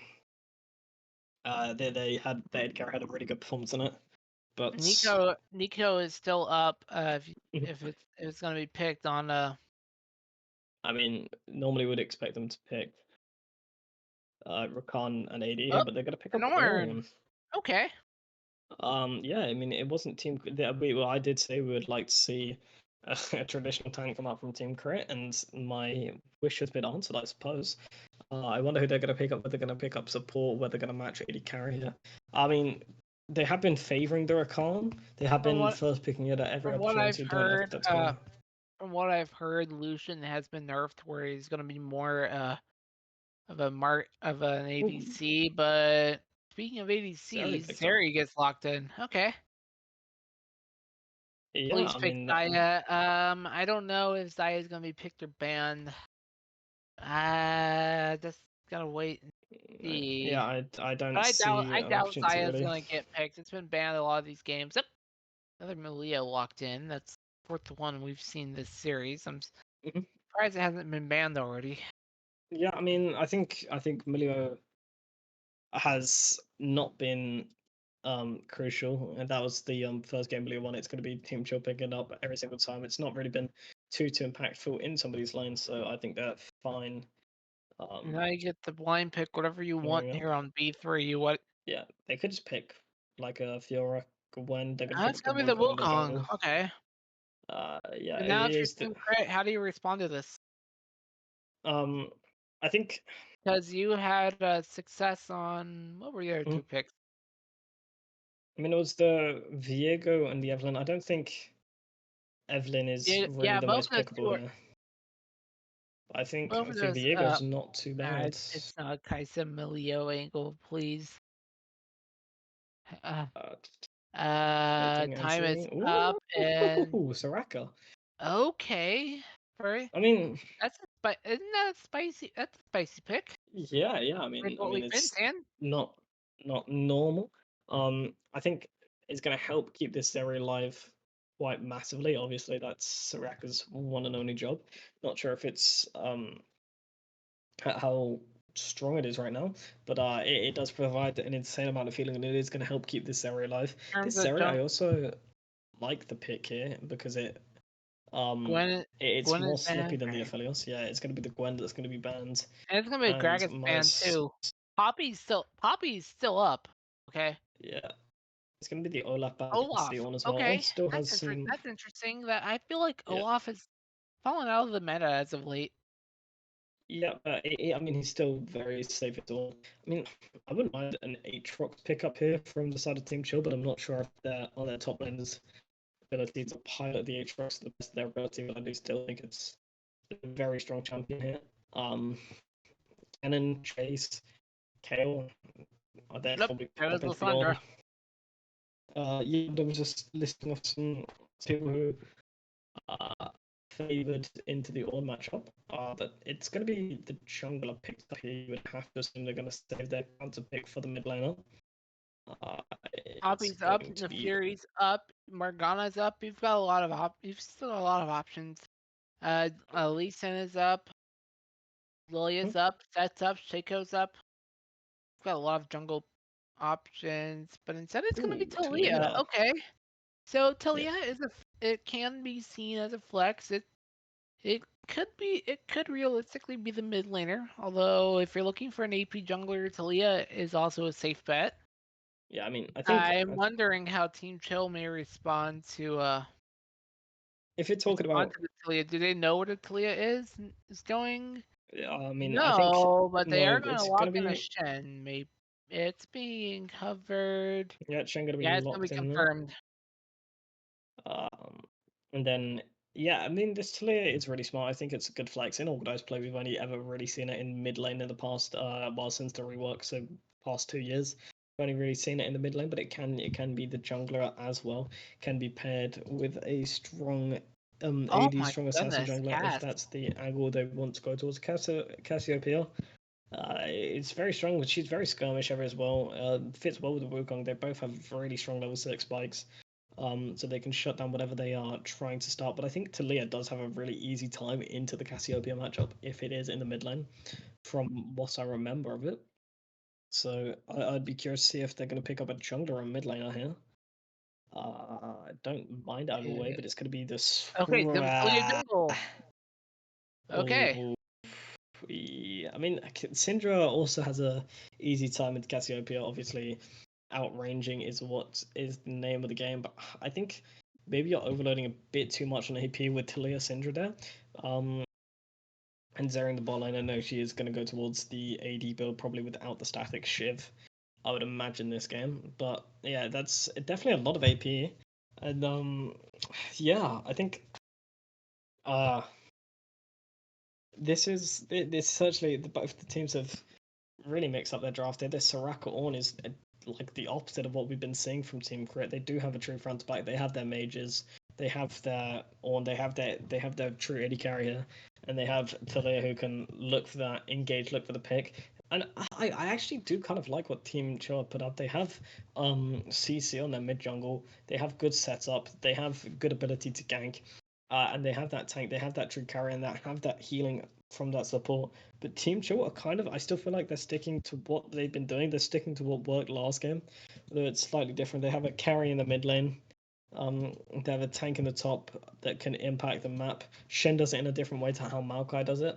But it's going to be very impactful in these bot lane skirmishes. And they have their Kai'Sa Milia, obviously, the bot lane that they love. So I think,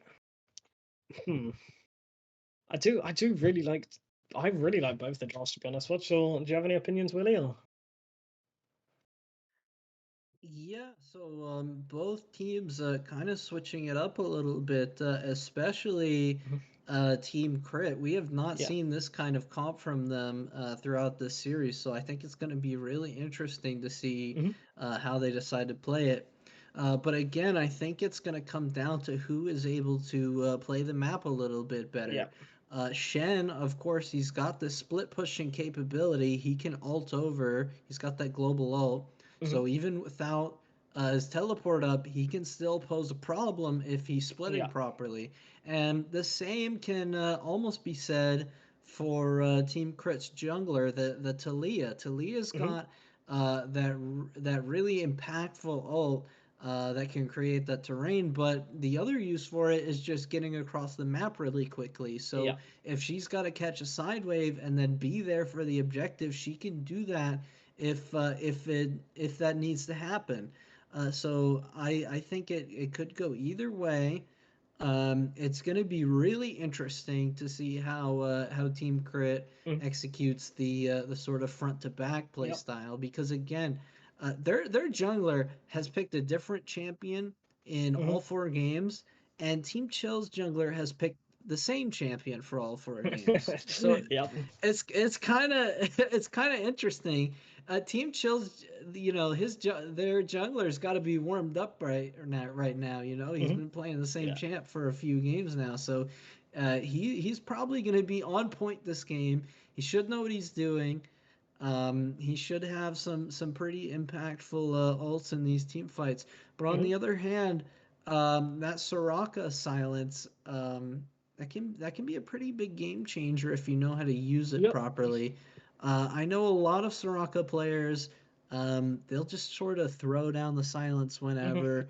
They don't really know when to do it.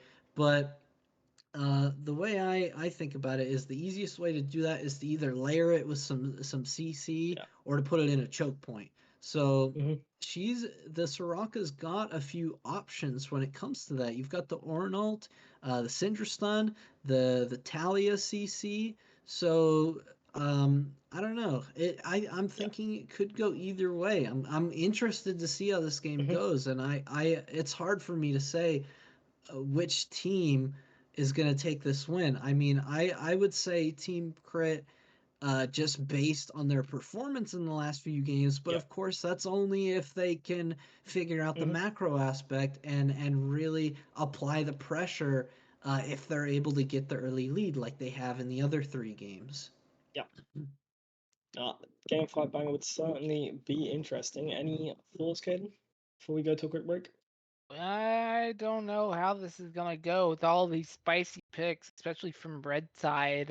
Mhm. Cassiopeia and Shen. Yeah, we haven't seen those too much. And competitive play. Maybe they're being played in all the off stream games and we don't realize it, but you never know All right. when these Signing out. spicy picks may show up. So And we have seen throughout the series, there's been a lot of picks.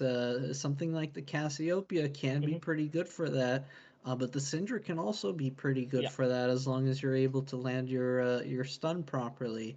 Mhm. I'm thinking that if Team Crit can successfully peel the Wukong and away and not let him get in the middle of these fights on top of the mages, on top of the bot lane, then they're gonna have a pretty good chance, because if they keep the Wukong away, then that means they're probably also keeping the Shen and the Mhm. Kai'So away, Yeah. because they can only really follow up and get into the Mhm. mix once Wukong is on top of all these carries. So Yeah. that's going to be the key to this game, I think. Yeah, I think it's going to be exciting, fresh drafts from both teams as we're going to head into a quick break whilst we're waiting for the spectator to deliver. We'll be right back.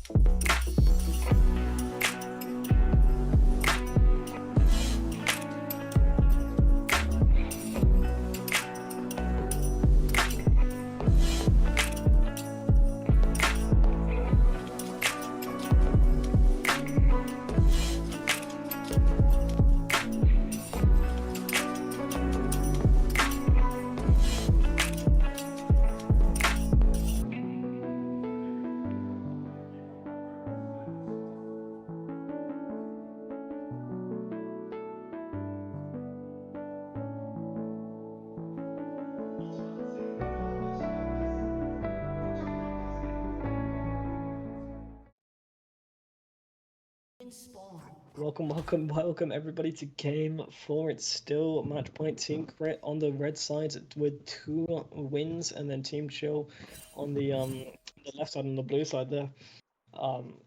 With 1 win to their name, trying to take it all the way to that game 5 to those silver scrapes. I mean, yeah, it's a different outlook from both teams, and I'm excited to see how it goes. It's back to the Cole on the Zeri, trying to farm up in this lane, and I would hope there's not a lot of action as we see both junglers starting on this top side, pathing towards this top side, where there's going to be a bit of tank trading with that grasp going on. So quite a lot happening. Actually, no, Wukong is pinging toward that blue buff. Going to path to opposite sides there. Trying to avoid this clear. I think clear probably does win in trades early. If they're short, Wukong would obviously win out on the longer trade with that Conqueror starting to stack up. Yeah, Talia Ghost is going to be leashed on the blue side. As on the blue side, then give a few auto attacks on their blues. So both junglers are going to be passing towards the opposite side of the river. Yeah. So far, so good. Yeah, no leash is going to mean that little Game Boy can step in this wave, get complete control of it, do whatever he wants with it, and get the wave crashing so he can help out as Wukong move up towards this. He's got to grab it if so needed, which I fear it won't be. Just trading happening all across the map, just hitting some CS. Just normal, calm gameplay as we would expect it.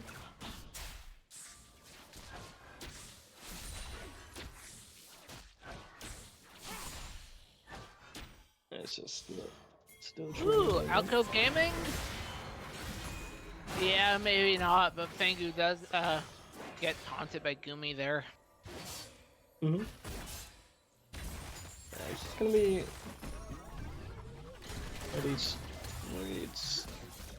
going on. You expect this to be a little hard for the Zeri Soraka in some of these earlier levels. But starts to get pushed, and Soraka will try her best to heal up as there's a pause, and Tulia says 80 carry. We'll try keep you updated there. Yeah, and it's just interesting. There's not too much going on right now. Too much to talk about, but no, it's just Here we go. it's ours are gonna come through. Yep. Just a quick pause there, and there's just gonna be the mandatory after pause lag coming through. It'll fix itself in just a second.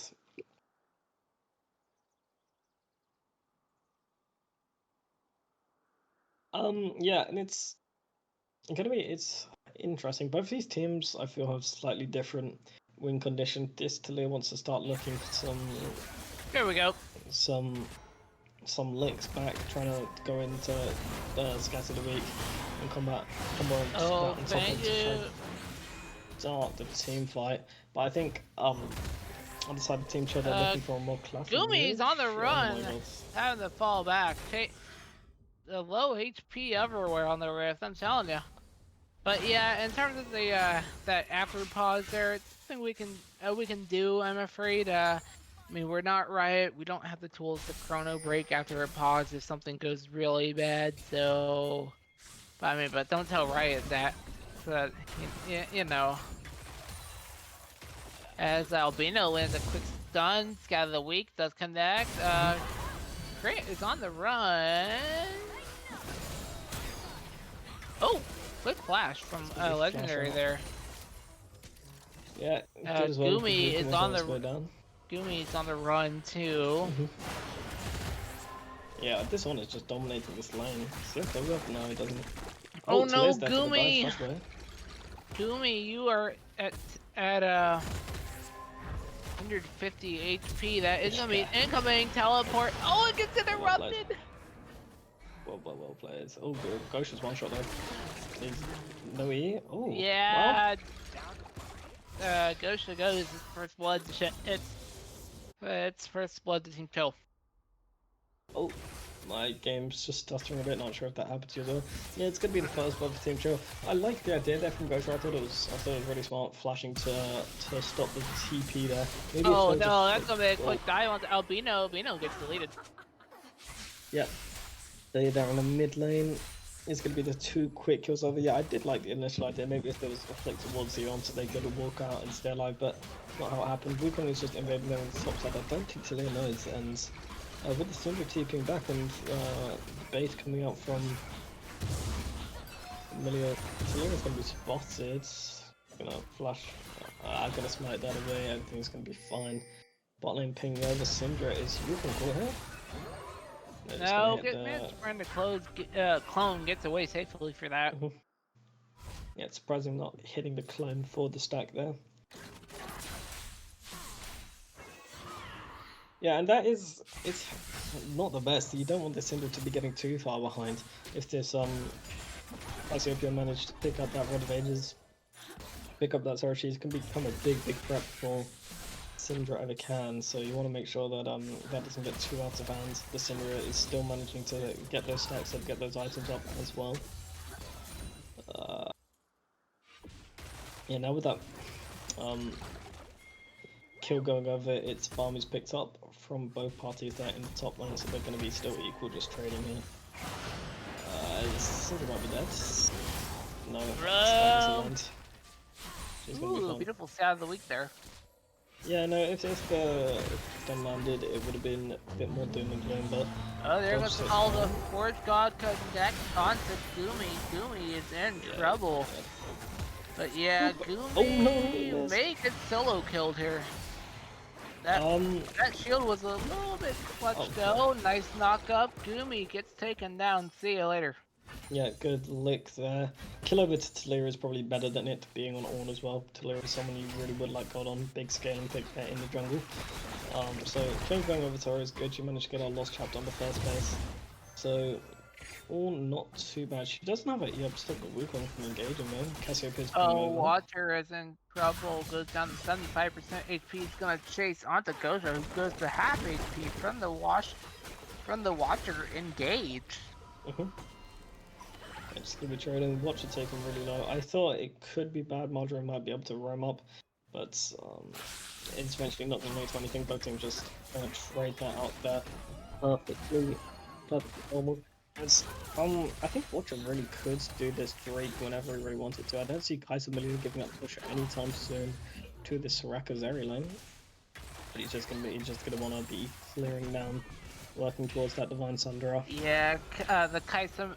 The Zeri and Soraka are being stuck all under the turret. They're gonna need some help from Gosha to clear the lane out. Although Gamer does take a small chunk. You know, I think they're fine just sitting under the turret. I mean, Goomy could teleport down to Gamer with the old Stand United. That is up. They do need to be careful there. I think for a second Zeri was looking to engage, but maybe realizing Shen has ult. I don't think any engage from the bot lane, if it was 2v2, would go too well. I think Goomy would be able to give over that shield. Maybe one that could actually stop it, so I don't know. Oh, Taunt and Unstoppable comes out. Fangu is having the run for their lives. Fangu gets taken down. Yeah, that was a slight mechanical misplay there from Fangu, missing the auto on the Brittle Breath there, cancelling the auto there, led to the solo kill. That's going to be more gold in the pocket of Shen, and if he gets too out of hand, gets too tanky, and he manages to spread that lead into the rest of the map, it would never really be good. But no, it's it's unfortunate there. Shen now on the 2 kills, all going to lose a whole nother wave, which isn't good because you want to keep the XP high on the Ornn to try and get into those items as quick as possible, those ornaments, as they have been so dumped by the community. Yeah, but Ornn's at level 7. The chase is on, but mid laner is just slightly ahead. Yeah.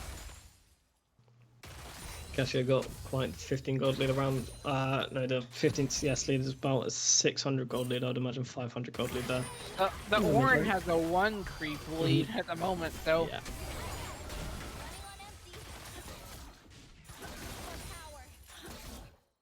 So just picking up all these minions, being happy, just farming under her turret.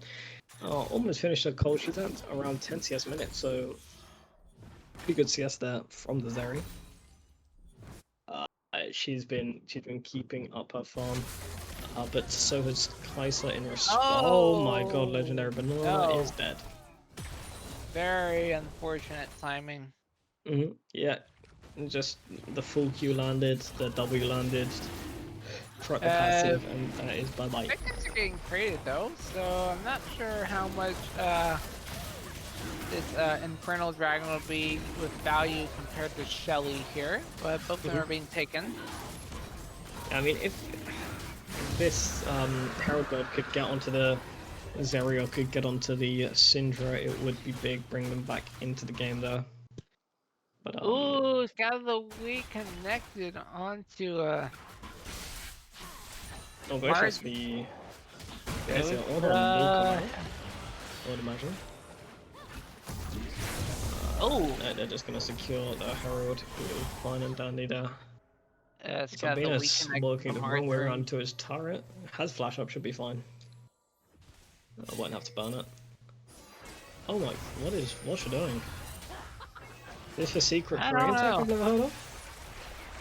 Oh, he's just gonna walk through the turrets. It's really cool. As a free stutter, watcher. Man, just get Kosa, wow. Yeah. Korea's here on the bot side. Missed the ultimate. All of the fourth got to connect onto Margarine. Margarine gets traded. Gumi is the next target on the list. Gumi gets Flash, stays alive. Gumi goes down. Double kill for Zeri. It's a big double kill, but it is gonna let Kaiser get all these players in the bot lane, so she's probably picking up equal gold here to what the Zeri just picked up there in the mid lane. In terms of gold next XP, Zeri is going to pick it up in the mid lane, but obviously sharing with Cinder Sid is going to base, try TP, match this bot player, I would think. Not basing at all, and that's going to be Cassio TPing back. So yeah, I think good play there. They're noticing Watch is overextending just a bit. The team tried to bail them out. It's going to lead to the Shen and Cassio's death, but it was going to be the Talia traded in the beginning, so it was a 1v1 for 2, but it is going to be kind of picking up all these lates in the bot side as, yeah, maybe Crit's cooking just a bit too much.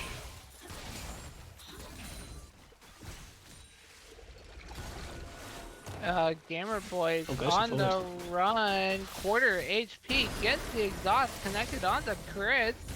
Crit is getting bursted down. There, he is shut down. Legendary Banana is in trouble too. It's gonna be a quick double kill on the Gamer. Yeah, I think Zeri still, I don't mind the shield coming through, but I also think that they didn't really account for the exhaust. Obviously Zeri doesn't mind fighting into shields because of the shield stealing passive. It's like she has 15 passives, that's just one of them. She has the ability to steal the shields of her enemies. So pick that up there. As now, yeah, it's just it's unfortunate though. It didn't account for the exhaust, the heal coming through as well. Didn't really have the ultimate up. If the ultimate was up, that's a whole different fight. But yeah, slightly unfortunate, slightly miscalculating. Now that's 3-0 lead for Kaiser. She's still behind in gold because of the coal, as Train keeps happening in the top lane. Yeah, Gumi, you are lucky, friend. Yeah, just bit of a wet noodle fight there in the top lane, slapping each other with the prawn noodles there. Oh, as Kaiser thinks, Zeri dash forward, maybe thinking Emilio's a bit caught out, just walks out perfectly fine. Yeah, and when with this Kraken Slayer online and all this coming through. Ooh, Scout of the Week connected onto Margarine. No follow-up though. Yeah, this Kaiser melee lane is becoming quite impressive. This Kaiser with that extra range really has that ability to start stacking up some of the passive on the squishy champs. That's really starting to cut through them.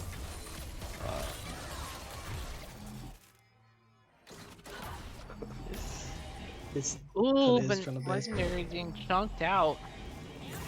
Cassio's hovering here in the spot side, just waiting for the wave to respawn. Seeing if anything's gonna happen. Talia's just gonna have to base. I don't think Crit's really too safe here either. He's just gonna wards. Make sure. And now Gosha's spent about a minute here just sitting in a bot rush before the recall. So it's going to fall slowly behind to the Wukong on the camps. Not optimal there. This is about yeah, that's the first turret of the game, just going over to the guys there. That's going to finally give her the gold lead, I believe, yeah, by about 200 gold. First turret gold over to the Kaiser, all nice and well. She's sitting very happy with her lead there. As this is a lot of ages, about 5 minutes away from that one being finished there for the Casio, with her tier already finished. And I think it's still all to play for. I think this Syndra, let's just have a quick stack check, 74 stacks. I think she's maybe a bit behind where she should be optimally, but it's going to pick up this item. She's going to be CSing adequately. As they're all collapsing, they're trying to see if they can fight around this second dragon here. They don't really want to give it to the side of Team Chola.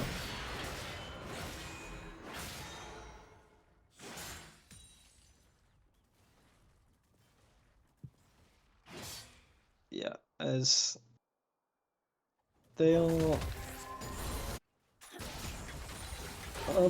just responding in kind in this mid lane.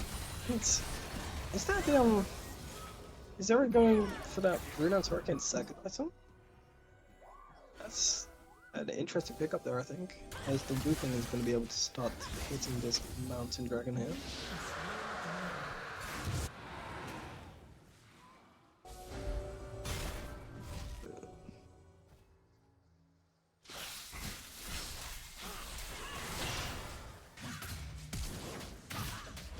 Kaden was Watcher has just gone down there. Oh, quite sure if Kaden is with us. There's an engagement in the mid lane. Zeri is getting the auto attack. Tyson uses a killer instinct in the background now. Shen the all-one hits 4 people. Zeri is really cooking. Cassiopeia flashes onto the backline, however, and it's going to be looking like a one-team fight there. For the side of Team Joe, Hook lands. Oh my god, ticking! He's gonna burn down. Talia's gonna burn flash to try and kill the person that's already dead. One slam misses, and then Shen is gonna be able to come in with that Cassiopeia. What is going to end up being a 4-2 there. The Kaiser kill is going to go over. The bounty went over to the Talia there. Both the bounties went over to Talia. It's a big gold injection for her. As they're going to now use that pressure they just got. They couldn't quite kill that mid turret there, but they're going to use it to try hit this Rift Tower. So quite so it's gonna be successful for them there. They're gonna use this arrow. They're gonna be able to use that to either crack open one of these standing tier 1s that they have left, and they're gonna be able to further extend this gold lead. It looks like Team Chill are gonna try and step up, see if they can hit this mid turret. Yeah, it is gonna be just a Rift Tower picked up, and I think it's smart here from Team Chill. They're realizing they're kind of out of tempo. As well played from Watch to just clear that wave down there. One's going to be picking up these sideways. Everything is going to return back to relatively normal. And I mean, I still think there is like about a 2k gold lead there. You do have to be somewhat scared on the side of Team Chill. Watcher, you are in trouble. Oh, just a clone. Never mind. Never mind. Sorry, sorry. All that solo casting. I had something come up very urgently. I had to take care of. But I am back now. Hopefully, I can finish off this series. As right now, it looks like Team Chill on blue side has big leads all over the place. Yep, big lead in the mid lane, especially, is where it's really manifesting, but there's also 600 gold lead in the bot lane there.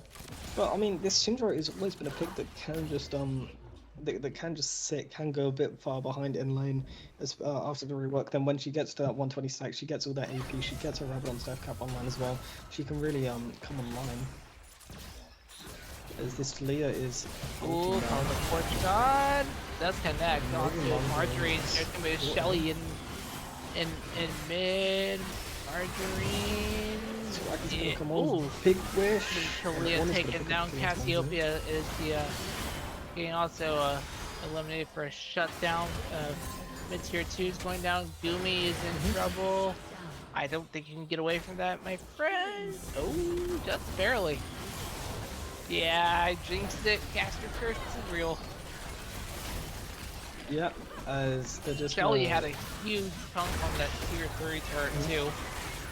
As how we know Sunbear gets taken down as well. Yeah, that was really well played there from. Mangu gets taken Syndra. down. Zingpen is created. Gamer Boy is being bullied into lane. It is an ace for Team Chill. That's for Team Crit. Sorry. Ooh, Minions took down top tier 1. So hey. Yeah, I mean that was just really well played from Syndra. Great scratcher of the week there. Zeri really well played to clean up that fight as well. And what is this? Are they looking What towards is this this Baron? red time? Are they actually going to do Baron? I Yeah, don't they are think committing they are. towards They're it. gonna Baron TP is. the Syndra and the Ornn over. This might just be the Dignitas Baron of the match. No, I mean I think they have the ability to take this. I don't think they do either, but it's going to be very close I if they don't do know. get it. Here's I think Gumi, by the they- way. they have the ability to. Did he secure smite They it? have the Yes, ability the to- Baron is successfully taken. out. Now can he get out of this? Gosha doesn't quite have gets flash the up, so there's lance gonna be Gosha just. done. Yeah, Gosha's gonna get taken down. Bingu, that's gonna be taken. Ooh, maybe. Yeah, Gosha is going to be sacrificed from himself, but I think it's going to be the only one to fall, and I think that's just really worth it. It was a stab cooldown. I was a bit hesitant to see if they could do it, but they managed to pick it up. But it is going to look like it's going to be traded for this Hex Tech Dragon. This is going to be the third dragon picked up on the side of sorry, Gumi is just. Gumi is isolated 3-on-1.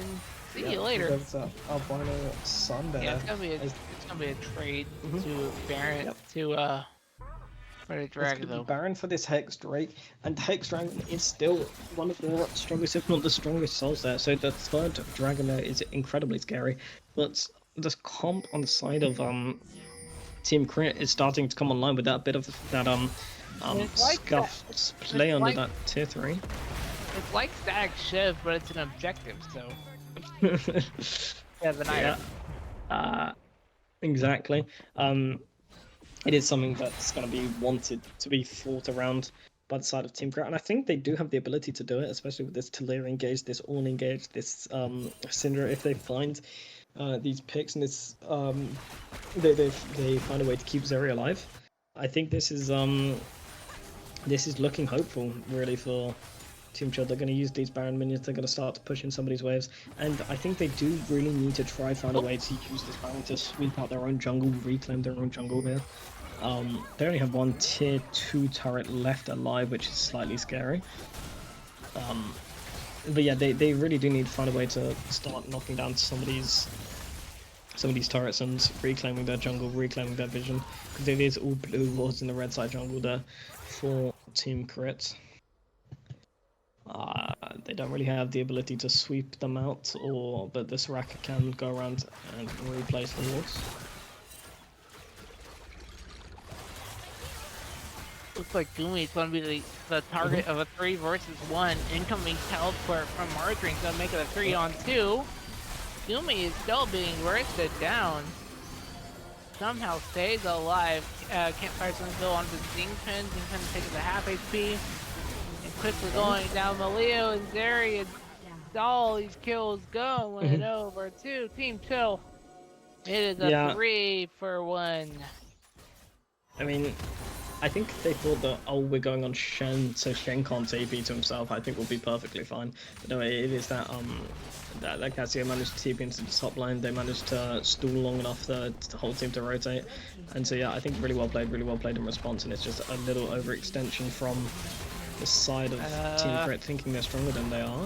Thank you is isolated and 2-on-1. Turret is going to help. Here comes the call of the Forge God, also going to make some change. Here comes Sandy United, which does connect. Warren is going to be taken down for the trade, though. Yeah, that is going to be the inhibitor. Oh, that's going to stun. It's going to land on the Watcher. Watcher is unfortunate. going to lose the clone. But stays alive and does not get stunned. Oh yeah, Sun's gonna miss there, and it's gonna be 2 minutes until this next Hextech Dragon is spawning. 2 minutes till Hextech, 2:15 until Baron. Mhm. Life is good if you're talking objectives, but maybe not if you're Team Crit right now. Ooh, what's Cassiopeia building? She's got her Aegis of the Legion there. Oh, she's just gone for a straight up gargoyles. Haven't really done that one all too much, but she's like, I'm on my core 2 items. I can delay my Saras for a bit. To pick up this gargoyles, make me a lot tankier in the face of the Zeri. She doesn't really have much tank shred. She has three items which are quite infamous for not being able to shred through some of these tanks. Oh, Marjorie's caught out, isolated 2-man stun. Oh, look how tanky she from is. the Cassia, but Marjorie is just being chased. Marjorie is taken down. I'm not sure if it's the Zumi is now the next target on the list. No, it's not. much. It is the Cassia. It is the Kaisa. Kaisa is being shut down. Now Zingpin is the target. Has to flash out of the fight. Talia does not connect on. Yeah, this is going to be most likely the Hex Dragon that's secured. They're going to have the ability to sweep out this vision here. But yeah, no, we saw how tanky that Cassia was. All the abilities didn't quite land. And normally with the normal Cassia build, she would have been able to sustain through that. But with this Gargoyles, she was able to. I know she wouldn't have been able to sustain through that. But with this Gargoyles, she stayed up for a lot longer than I was expecting, and the Zeri's running out to chase a lot deeper. So I think it's a very interesting pickup there. That Gargoyles for the Cassio. It looks like Team Crit are clearing out all of these words. Things are looking very good. Yeah. Good at the moment. You're coming back. You are only. Oh, you are ahead actually, but Zingpin just gets deleted. Yeah, Zingpin is going to be a 4-on-4. 4-on-4 over the Dragon. Maybe it's 5-on-4 actually. Dragon is now being challenged. It started up. Silver's sitting on this flank here. Kill member actually, so Dragon is up. Gumi, Watcher, everyone is grouping up here, but maybe not the call of the Forge God. They connect onto 2 for the knockup. Watcher is deleted. No more jungler for Team Chill. It is a fight all over the rift. So many kills going so many different directions. Marjorie is taken down. Perhaps to the Pingu tip hat. And now Gumi is taken down. And it's not an ace. But yeah, I don't really know what's happening with this server. It's just a little bit of a stutter there, just stuttering. Yeah, and now we're going back after the Dragon. Yeah, the Dragon is going to be secured here. But the side of Team Chill, Kaisa almost managed to turn it around, getting the kill onto the Zeri. But at that point, she didn't really have the Wukong alive, the Milio alive to try help us stay alive. So just able to be shut down there by the Syndra Talia. Well played. Finding that early pick as well, especially onto the Milio with the Syndra stun. Yeah, and then it was a 5-2 in the general team fight. Managed to pick up that first Hextech Dragon. But it's still going to be a while if they want to win purely based on their objectives. On their dragon, sorry, but if they can try to get this Baron and try brute force their way into their base, that could be a possibility, but you just have to wonder how the fights go. Zeri is gonna complete that Ornn item of Navori. You actually have 2 Ornn items out at the moment on the on the red side. It's going to be Marjorie and Watcher and Zingpin all grouping up towards Baron. No one is making a move towards Baron. Another ward gets played. This is a trinket ward, which gets noticed.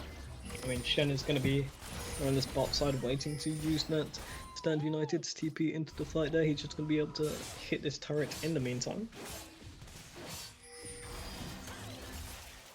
As it feels like on the side of Team Crit, they're just going to be forced out of the Dragon area, or the Baron area. Yeah, Team Chill are actually going to start the Baron. They want the Baron. Gumi and Fang just going to duel over the turret.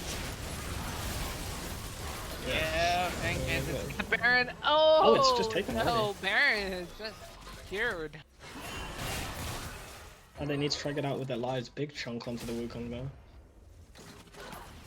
Stiller is going to be shoving this mid wave. I feel like Shen's going to stand united right early onto this. Also just That's gonna be Soraka's legacy. engaged, aren't Legendary Banana in trouble. Okay, here comes the call. The fourth god connects onto Zingpen. Zingpen can't even use the campfire. Zingpen is deleted. Yeah, now they're gonna walk in. I'm not gonna find anything. And this is the like third time this support on the side of Team Shaw has been quite good to stop the recall there. But it is gonna be the Baron going over. It's gonna be I'm not quite sure what happened. My directed camera was on the fight that was happening bot lane, but the Wukong and the side of Team Shaw just managed to burst that Baron down. I'm not sure if you guys saw what happened on the main stream there, but yeah, it in the chase managed to pick up that Milio kill. This Syndra is now, as we're saying, she's on her 3 items, Clear's on her 3 items. They're all doing a lot of damage. We're just gonna Albino see- Sunbear notices Watcher. Watcher has to burn the clone to get Mm-hmm. away. Yep. Yeah, and now Syndra is going to be in her quote transcended state. She's going to have that 120 stacks. She's going to be working towards that Zhonya's, but after that I would expect the Rabadons to be picked up there from her to get all that extra AP, all that beautiful AP that Syndra loves oh so much. And yeah, it's the big scaling threats have really been given time to come online, and now I feel like they're just stronger in these team fights. Although both AD carries are on their 4 items, I feel like Zeri Talia is just stronger than the Kai'Sa on her lonesome. Is how it's feeling here. And maybe Angus is a bit cool. Yeah, it's gonna be the turret going down. Now only one more ornament to give out. That level 17 will give the ornament to the Soraka there. That'll be finished as we're about to see. Ooh, Gumi versus Everything Albino.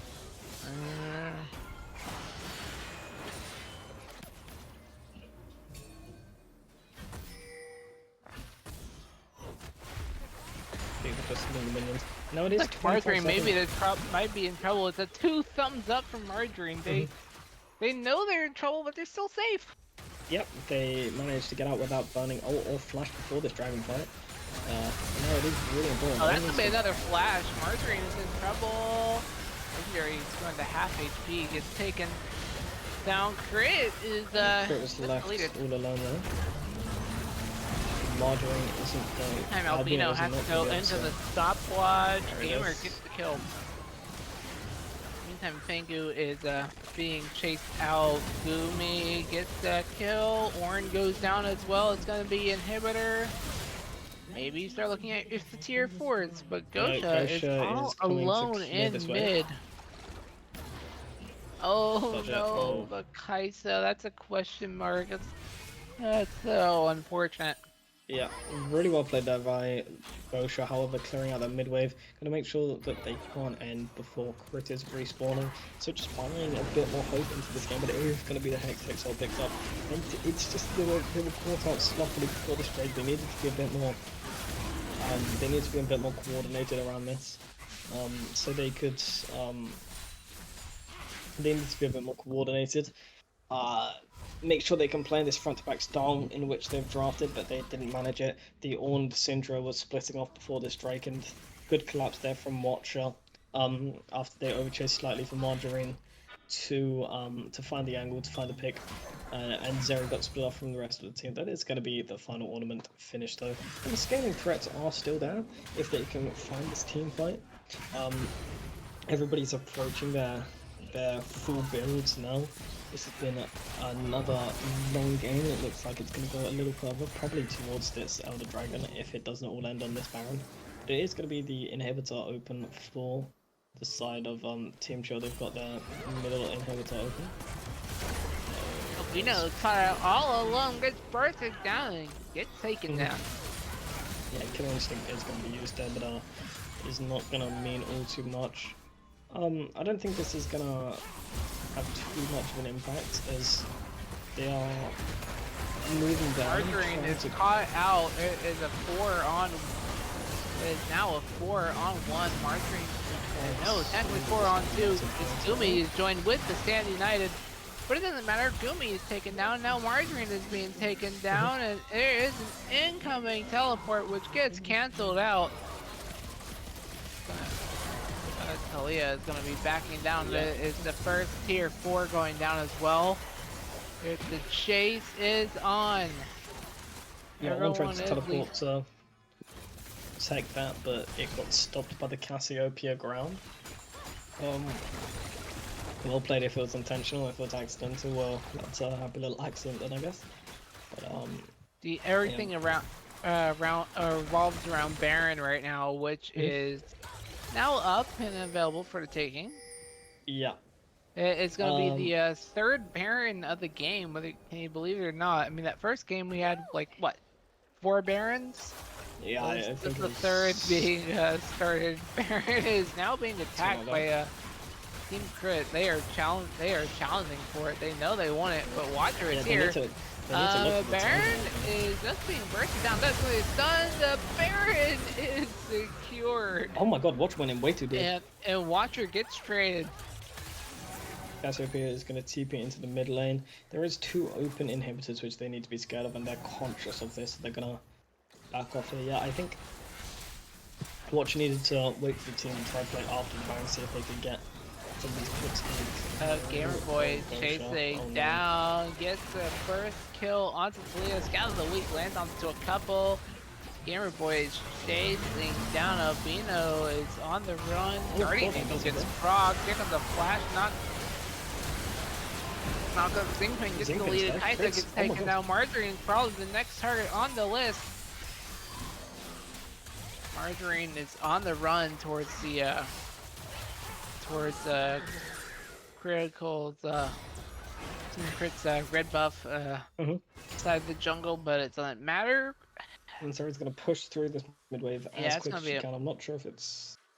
I don't think it's going to be enough to end the game, but Watcher, it's back. But it's important to note that Stand United is not. No, so Watcher is on the run, has to fall back. Incoming teleport from the Syndra. That is going to be the tier 3 in mid going down. It's going to be the inhibitor in mid going down as well. That has a respawn timer of 5 minutes. And now it's going to be tier 4 going down. Nice Scout of the week does connect. First tier 4 goes down. Turret is engaged. It's going to be the second tier 4. Is this in the game? I think this is the end. It's going to be the shutdown onto the Zeri, but it is going to be over. It's actually over, CC. Banger series comes to a close. Team Crit, they are going on. They are moving on to the grand finals. Yeah, wow, yeah. What a series this is. And now, if I am not mistaken, this calls for an interview. So let's see if we can get someone from Team Crit in here. Yeah, it was let's get someone in here. It was like that snap ending. It's happened twice now. This oh so sudden ending. It was with Viego in the first game, but it was Crit stepping up this time. Managing to just look for that back door. Great. It was a really great display there from the Zeri.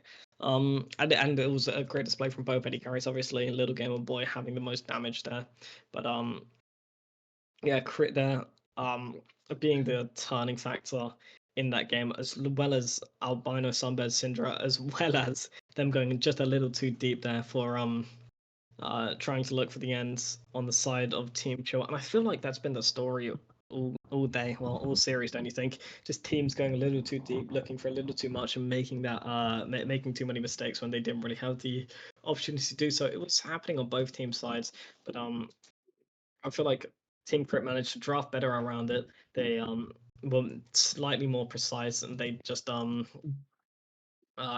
though the team fight could be a bit sloppy, they found their angles. They found their ways back into games, and they ended up winning from there. So Yeah, again, another huge battle, another long drawn out game, and Team Crit just manages to take it away there. That last decision by Team Chill to go in there, I mean, their jungler just died trying to steal Yeah. that Baron. That's not, I It was mean, it was that's not a unfortunate if fight you that you ask have good me. odds on unless you really make the outplay. And Team Chill's ADC little gamer boy, he went for it and Yeah. just was not able to pull it off. And No. that's just the end to the series, and that's just the way it goes sometimes. Mhm. But I do think we are getting an interview here. It's gonna be Gosha, the jungler. I'm Yeah, gonna drag I him think in. we're ready whenever. Yeah. Here he is. Yellow, yellow, yellow. Hello. Gosha. Go. What's going on? On behalf of Congratulations. yeah, congratulations on the win. That was a banger series. It's too bad we didn't get the silver scrape, so I would have loved staying up until midnight, but I'm sure Zyduck wouldn't have liked It's 5 staying up a.m. until 6 8 yeah. Till late. We have a Brit in the house, yeah. It's the But UK. it was a banger series though, don't get me wrong on that. Mhm. What were your reactions on that series? I don't know. I think I played pretty bad that third and fourth game, but other than that, it was close games, but it shouldn't have been that close. If you know what I'm saying. Yeah. What was that decision making around Baron? We saw a couple of Baron fights where we thought, oh, they can't get the Baron.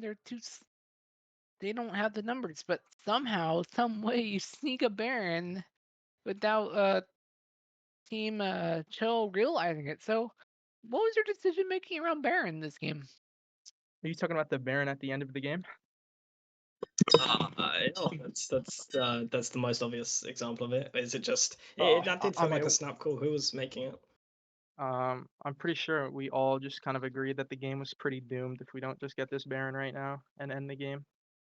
Yeah, fair enough. And so you just all collectively Oh yeah, it was just a coin flip. mind controlled their jungler into jumping into the pit, giving you the ability to defend the game, and then just rushing down. Who made the call to push for the end? Was that your AD carry? Was that Crit there making that call?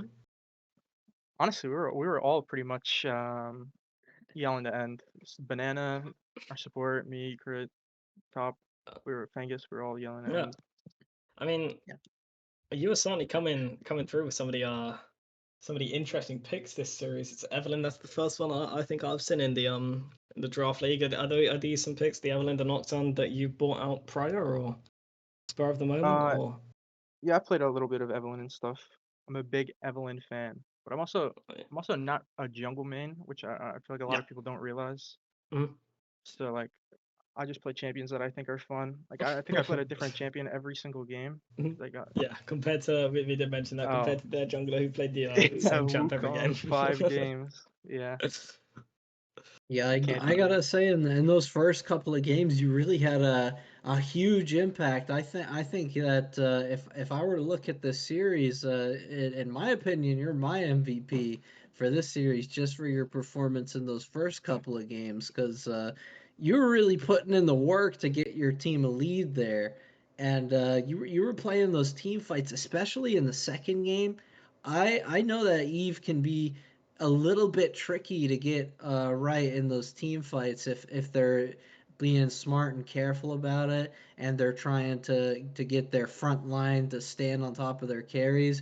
Um, so like what's your thought process behind trying to get these flanks off? Is it just like avoid the front line and kill one of those marksmen in that second game there? Is that all there is to it? Because you were really playing the Eve pretty well, in my opinion. Yeah, I think I had one slip up there around like second dragon where we were fighting I like the river choke point, and then I got spotted, and then ended up just having to ult out. But other than that, I just look for angles with no vision, no pinks, and they really didn't buy a lot of pinks that game. It's kind of weird, but Yeah, yeah, I it was was hoping to see a little surprisingly more from easy. them. Yeah. Mhm. Yeah, it was surprisingly easy to get flanks going. Also, I could just catch their AD mid. Like, I think I caught him like 3 times that game mid. It's Yeah, pretty. a lot of picks happening in this Yeah. series. Yeah. Do you guys plan to have any team practices at all? Work on a little bit of macro or team comps or anything like that before you head into the final best of five next week, or are you guys just gonna go for it and wing it? I mean, we just got a new top laner, and we didn't practice a single game other than the scrim we played to try them out. And yeah, we're probably just not gonna practice again. Hopefully win. So you're not looking at the your opponents for next week? My I have mouse no just ran idea out who of they charge, are. so yeah, my mouse Honestly. just ran out of charge, so neither do I. I think it's Noah and someone else because I know we saw Noah last week and we saw them win. So they're playing on Monday. You're not gonna have a watch of the stream or? Depends. I'll No, probably it's not tune a big in. stream, but that's yeah. Well, I'll just look at the match result that my captain just puts in the Discord every week usually. fair Can enough. I don't. can we expect any more interesting niche jungle picks out of you next week? Oh yeah, big time. But, I'm a big fan of the niche jungle picks. Exciting. I All mean, right. does anyone else have any more questions? Caden, do you have any questions? Not that I can think of. All right. Gosha, any last shout outs, any socials you want to shout out before we go ahead and end the interview and the stream? I don't have any socials, so I'll just shout out my team. Well played, everyone, All and shout out right. the enemy team. Thanks for a good series. Yeah, it was fun. It was entertaining to watch. Yeah. There was a lot of fighting. It was quite the battle this week. I'm sure it was very entertaining Yeah. for everyone to watch. But there you have it. Team Chill is going to be eliminated here. The legendary oh my goodness, let me say this. The legendary Criterical Sunrage team winning 3-1 will be your finalists for next week's Friday Draft League. We don't know who they'll be facing yet, as DRG and Noir did have to reschedule. But I wonder what the reschedule if one of our duos will be casting, or if maybe this is the only semifinal cast we have tonight. But as far as I'm aware, there's nothing on there on the list, unless we wanted to maybe cast that. I don't know. Well, I don't think we are going to. I think they're just gonna take care of it nice and quiet. Yeah. Personally, I don't have time on Monday. Optimal Championship League. Thanks for the raid. Welcome on in. Yeah, we're just ending actually. So what timing? So No. yeah, there I you was have just it. gonna So say, I hope we're gonna get to see you, one of your teammates, next week after the finals. Should be exciting. yes, sir. Yeah, thank you And guys.